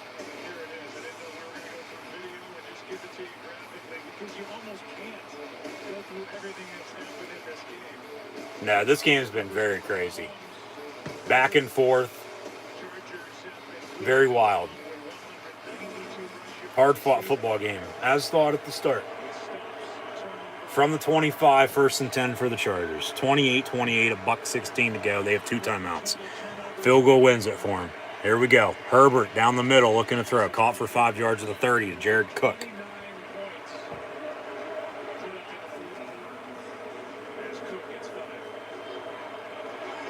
Second down and 5 from the 30. Herbert going to roll out. And complete at the 44 to Keenan Allen. Under a minute to play. You still got 2 timeouts. You got to go, though. You still got to hurry. No doubt about it. Get up there and snap it, run a play if you're not going to clock it. They do. From the 44, 1st and 10, Herbert. Incomplete and 10 for Mike Williams. He wasn't even looking for the football. Come on, dude. What the hell? You got to catch that. You got to be looking. Ran a seam down the far side.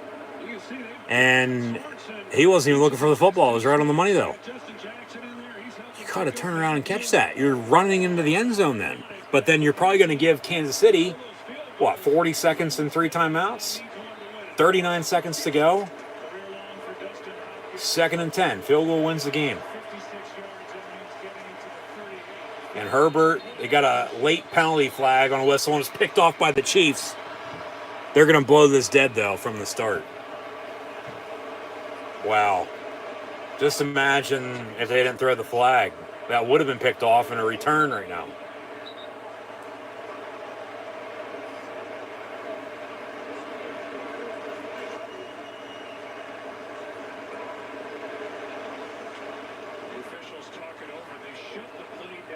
Yeah, they blew it dead, so that play's not going to count. But Kansas City's going to argue, well, they got it off, then you blew it dead, and we picked it off. It should be our ball. Legal shift on the Chargers.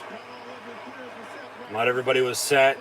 5 yards, they'll replay 2nd down. It'll be 2nd and 15. And Mike Pereira from up above saying they shouldn't even shut it down. Basically, it should be an interception in Chief football.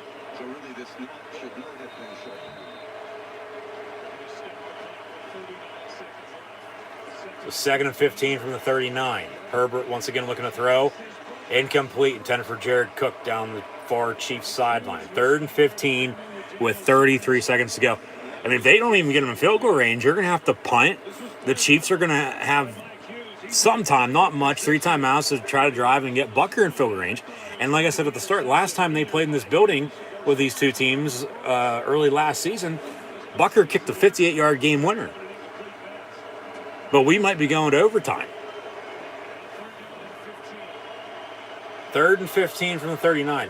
You get a first down. You got to call timeout, get set, empty here, roll out, and Herbert going to heave it to the 10 and has Keenan Allen, and he overthrows him out of bounds, incomplete. And no penalty. That was more of a push-off by the Chargers than it was the Chiefs. They got tangled up, probably a good no call. And then they trip each other and both fall down. So that's why there is no penalty. That's a good no call. 4th and 15. That's a good no call. Chiefs, all smiles, but yeah, that's exactly right. That's a good no call. But at 4th and 15, Chargers are going to have to punt now. And they'd be winners right now if they would have kicked the field goals earlier. They wouldn't be punting and giving Mahomes on a return back to the 28. Officially with 3 timeouts still, 17 seconds, and a tie ball game at 28 apiece. Really only needing a good probably 40, 45, 50 yards to get in field goal range.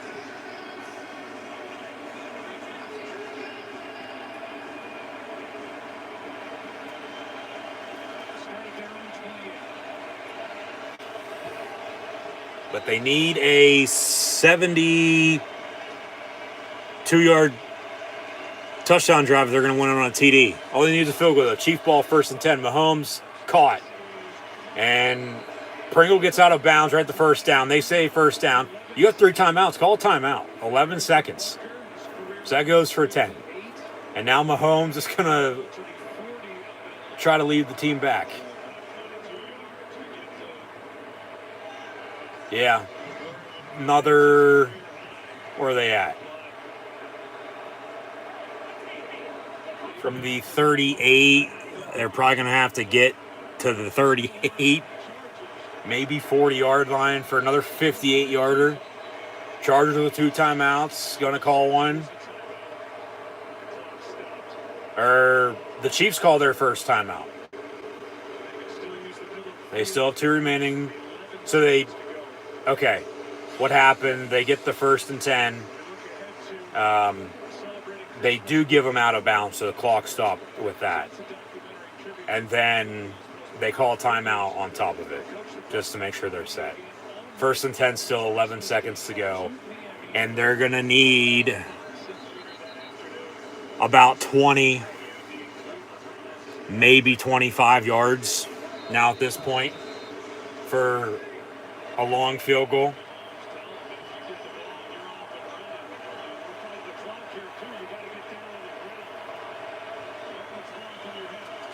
First and 10, Mahomes, deep ball far side, out of bounds, incomplete. And 5 seconds to play. 2nd and 10, do you even take a shot? I mean, yeah, you just chuck it. They're just going to take a knee, it looks like. Yeah, Mahomes pointing to the ground. He's just going to take a knee, and we're going to go to overtime, tie at 28 here tonight. Yep, play it safe. Probably a smart decision. You don't turn it over and have something crazy happen.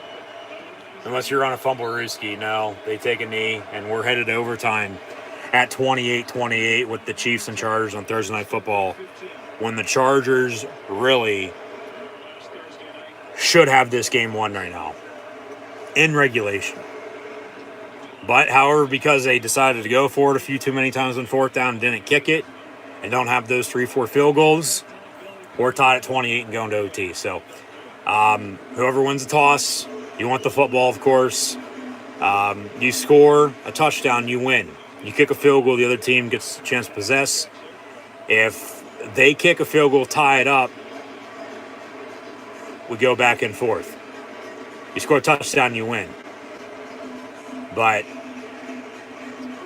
10 minutes, hope to God we don't end the tie. Got a few overtime games now this year. And the Chiefs are going to have the option to choose heads or tails as we hit overtime with Kansas City and LA. 28-28. Each team will have an opportunity to possess the ball, unless the first team that possesses the ball scores a touchdown or the defense scores. If neither team scores at the end of the overtime period or the overtime period is tied at the end of the overtime period, the game will end in a tie. Yes, we know. Thank you. Each team will have 2 timeouts and all replays will come from upstairs. Any questions? Nope. Kansas City being a visiting team, you make the call.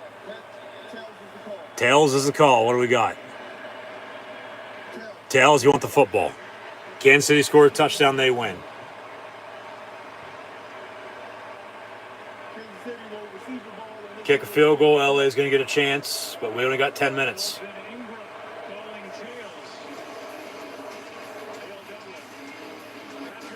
This game ends in a tie. Unfortunately, it ends in a tie. So, to overtime indeed. 28-28. Mahomes and Herbert at the end of regulation are 28-42 for 335 yards passing, 2 touchdowns and interception, and 22-38 for 236 yards passing, 2 touchdowns and interception as well, respectively. Clyde Edwards-Helaire has 9 carries, 32 yards rushing. Darrell Williams 5 for 12. Austin Eckler 12 for 59 in the score, whereas Justin Jackson has 13 carries, 86 yards rushing. Josh Kelly 7-21. Herbert also has 5 carries, 16 yards rushing, and a touchdown. Kansas City has 2 100-yard receivers tonight, Tyreek Hill and Travis Kelce, who have 11 catches for 134 yards receiving and a touchdown. That's Tyreek Hill. Travis Kelce, 8 for $130 and a touchdown. Byron Pringle, 3 catches, 22 yards. Big Mike Burton, 2 for 20, who also has a carry for 7 yards and a touchdown as well. Clyde Edwards-Helaire also has 2 catches, along with his 9 carries for 32 yards rushing, 2 catches, 18 yards. Mecole Hardman, 2 for 11. Keep an eye on him essentially in this overtime. The Chargers, Keenan Allen, 6 catches, 78 yards and a touchdown. Jalen Guyton, 2 catches, 10 yards and a touchdown. However, Mike Williams has 3 catches, 49 yards. Jared Cook finally caught a few more balls, 3 for 32. Austin Eckler, 4 catches, 23 yards receiving. Josh Palmer, 1 for 15. Jackson, 1 for 13. Anderson, 1 for 12. And Jalen Guyton, as mentioned, 2 catches, 10 yards and a touchdown. But this game would be over with a Charger win in regulation if they would have at least attempted 1 field goal of the 3-4 that they should have kicked, but they decided to go for it every time. Got a few of them, but then they still didn't score points in the end anyway. You know, rely on your special teams every once in a while. You don't have to go for it all the time. That's why you have a kicker. The Chargers would be winners right now, whether it be 31, 34, 37, 40 to 28, if everything else goes the way it did, which probably doesn't, but who knows. Yeah. It just mind-boggling that they don't attempt at least one of the field goals. They went for it every time they had the chance. Goal to go on 4th down and didn't convert. So that's on them, because this game should be over with a Charger win with a field goal, 2, 3, 4 field goal difference. But because they didn't kick it, here we are in overtime. So touchback on the kick. 1st and 10 Chiefs from the 25. And if Kansas City scores a touchdown, they will in fact win. However, a field goal, Chargers possess. Field goal, we flip-flop back and forth then, but only 10 minutes to play. Field goal by the Chiefs, Charger touchdown, or even the next score at any point in time after that would in fact win the game. So Mahomes incomplete, 2nd and 10. And Tyreek Hill on the sideline, injured, getting evaluated right now, it looks like. Incompletion there. Incompletion to make it 2nd and 10. Okay, at least he's up, walking on his feet, helmet back on. He'll be back in the ball game on this next play. But in the meantime, 2nd and 10 for the Chiefs from the 25-yard line. And Mahomes has 9 career winning drives in the 4th quarter overtime in his young career. Mahomes complete to Travis Kelce. Hell, he might end with over 200 yards receiving by the time the night's done.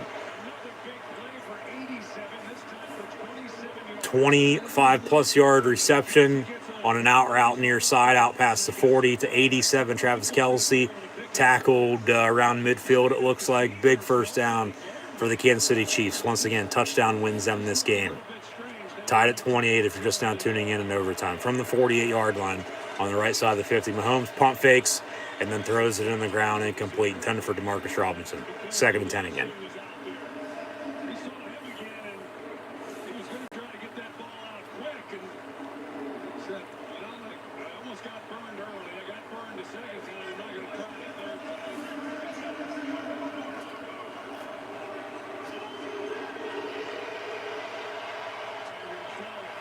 From the 48, 2nd and 10.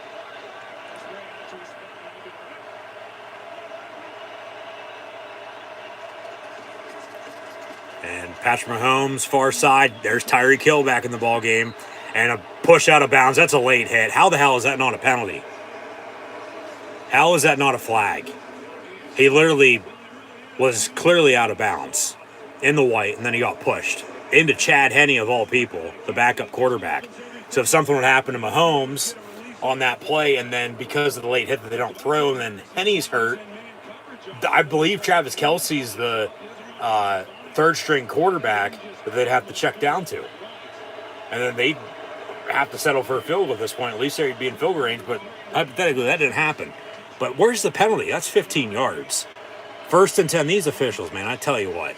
From the 34, Mahomes complete to Kelce, speak of the devil, and he's going to get a 1st down inside the 20, and he's still running, and he's going to walk into the end zone for the game-winning touchdown, and the Chiefs come back and win it on Thursday Night Football, 34-28 on the road against the LA Chargers. And because the Chargers went for it one too many damn times on 4th down tonight and didn't kick the fucking field goal, that's why they lost and they deserve to lose. They drive 75 yards, and Mahomes finds Kelce for another touchdown, and the Chiefs win it.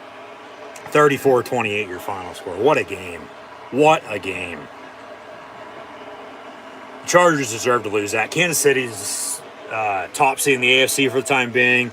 They're going to control the AFC West the rest of the way. Only way LA is going to make the playoffs is as a wild card, whether it be the 5, 6, 7 seed. We'll see if at all they make the playoffs with a lot of football left to be played. But they deserve to lose this game tonight. They should have won in regulation. They had 4 chances to kick field goals. Went for it every fourth down and got 2 of the 4, but should have kicked the field goals. There's 9, 12 points. You're not tied at 28 in overtime. And then you don't give up this touchdown. You win it to begin with. Don't even go to overtime. But then you give up a touchdown drive, and you don't even get to possess the ball because that's what the super NFL overtime rule, which they need to change, not about it. Chiefs win. And the Chiefs, yeah, they win 7 in a row, tying the Patriots for the longest active winning streaks in the league. New England plays Saturday night at Indy. Have live watch-along reactions live here on YouTube. Then, so be sure to tune back in. But what a game tonight. What a game tonight. Wow. Another overtime thriller down to the final play. That's 4 straight games. 4 straight games for myself that I've streamed at least that have come down to the final play, 2 of them in overtime. At least the overtime game winner tonight was by the visitor, unlike Buffalo at Tampa on Sunday.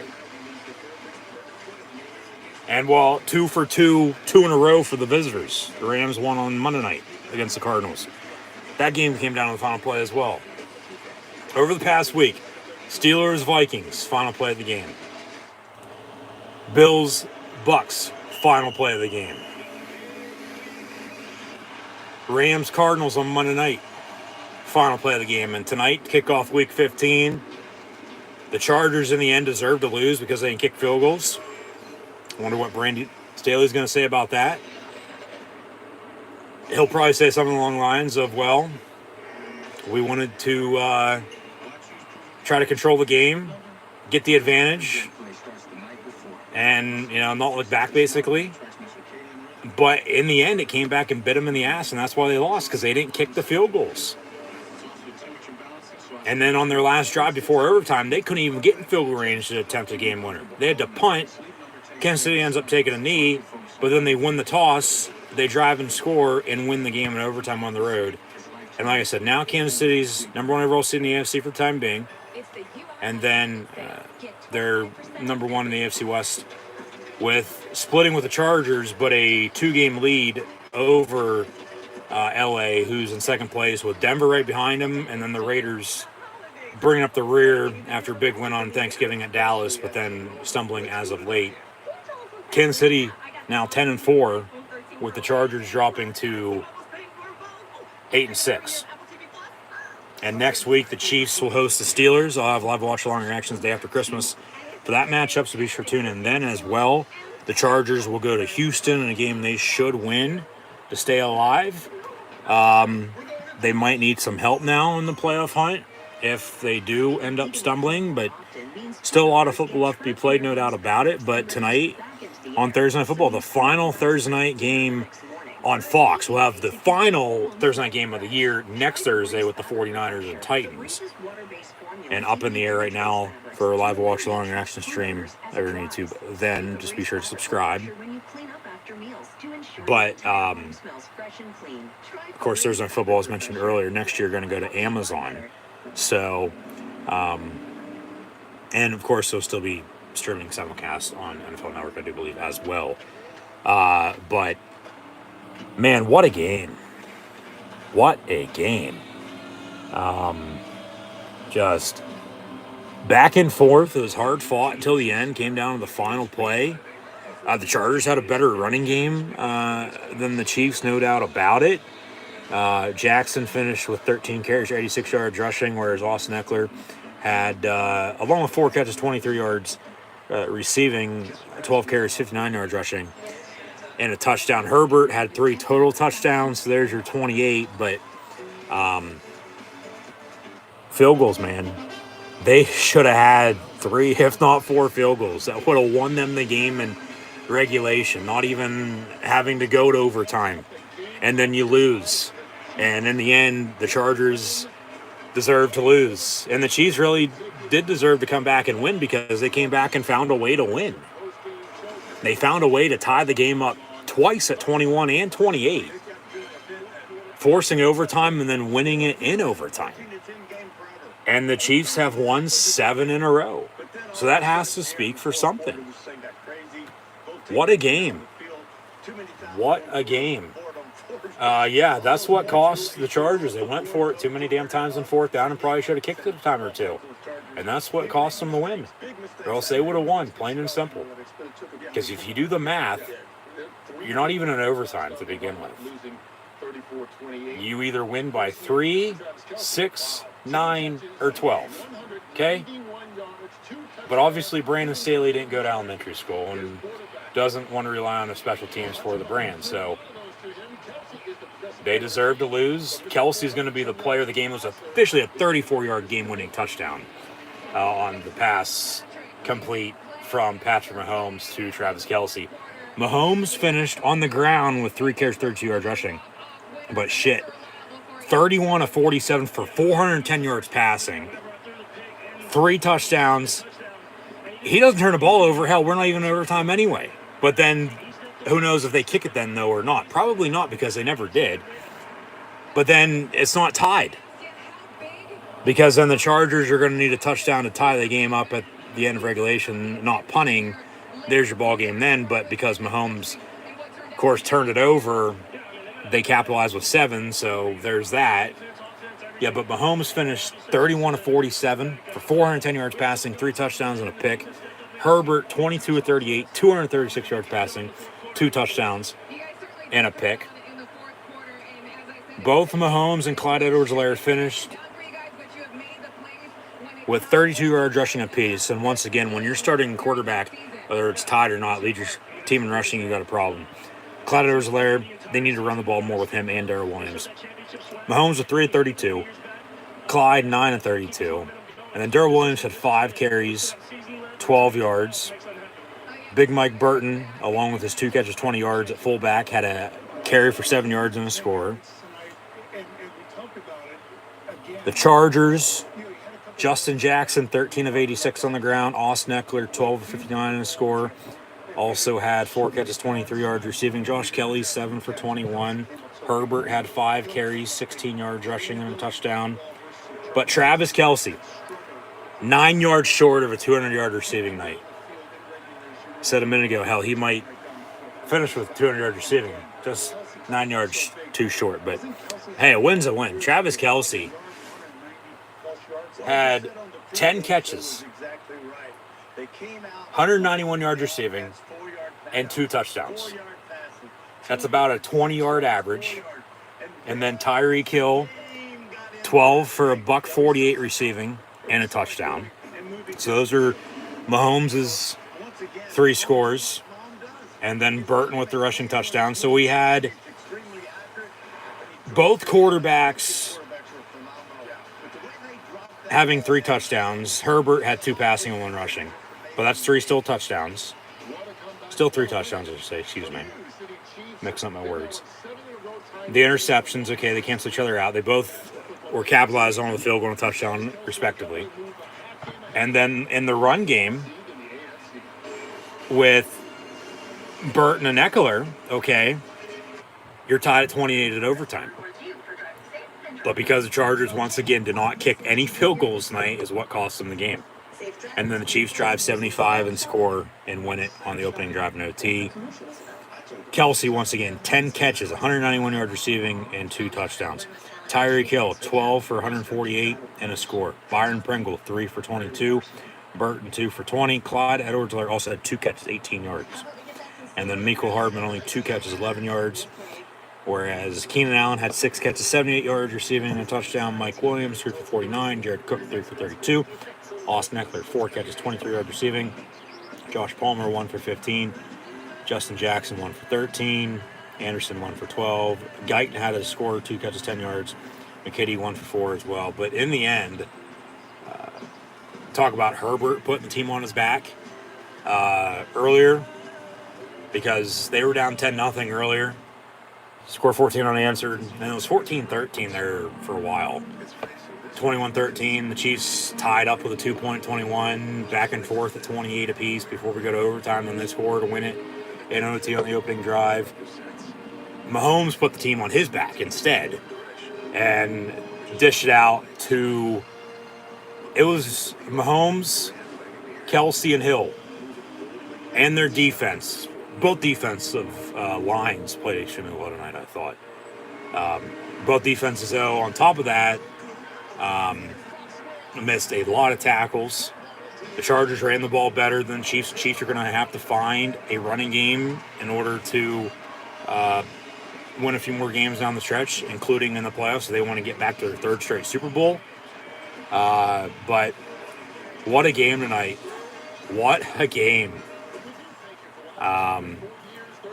34-28 your final score, with the Chiefs winning in overtime against the LA Chargers to take over the AFC West.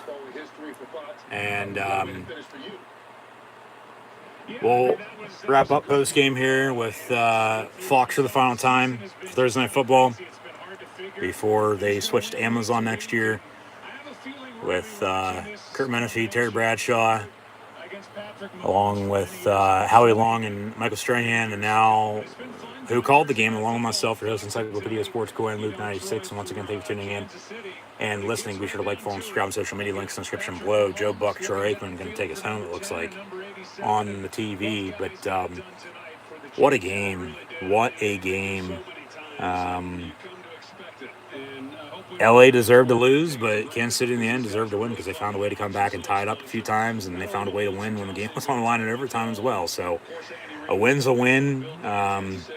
They've won 7 in a row. They're 10-4 now.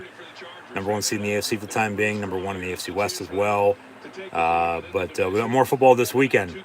And we will get, I know I said earlier, we'll talk a little bit longer than expected on Urban Meyer. So if you want to hear my thoughts and opinions on that, be sure to rewind this and listen on demand.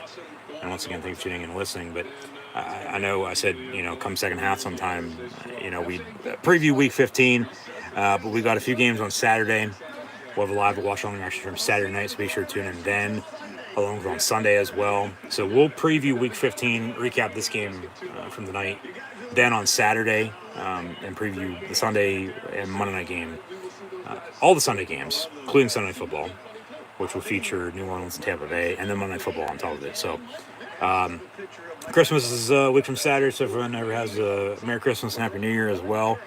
Hopefully we'll tune back in, though, from now until then. But tonight on Thursday Night Football, the Chiefs defeat the Chargers in overtime to control the AFC West now, moving ahead by a final score of 34-28. So, yeah, as that does it for Fox, that'll do it for myself, your host, Encyclopedia Sports, Cohen Luke 96, live right here on YouTube as well. So hopefully tune in on Saturday night for live watch-along reactions, NFL football, Patriots, Colts, and then also on Sunday afternoon with some more NFL live watch-along reactions with the Tennessee Titans and the black and gold Pittsburgh Steelers, who are coming off of a Thursday night loss last week against the Vikings, as that game came down to the final play. 4 streams in a row. See if we can make it 5 or 6 as we'll continue this Week 15. With these games coming down to the wire and to the final play of the game on top of it. But hopefully we'll be along for the ride. Hopefully we'll tune in. Thank you for tuning in and listening this evening. And once again, I'll do it for myself, your host, Encyclopedia Sports, Cohen Luke 96, live right here on YouTube. So be sure to like, follow, and subscribe. Links in the description below. Thumbs up button. And once again, thanks for tuning in and listening. Chiefs win in overtime by 6, 34-28, because the Chargers don't know how to kick a fucking field goal. And hope you now on Saturday night and Sunday afternoon for more NFL live watch-along reactions live right here on YouTube. Be sure to like, follow, and subscribe. And once again, thanks for tuning in and listening. Chiefs win in overtime. Your final score, once again, 34.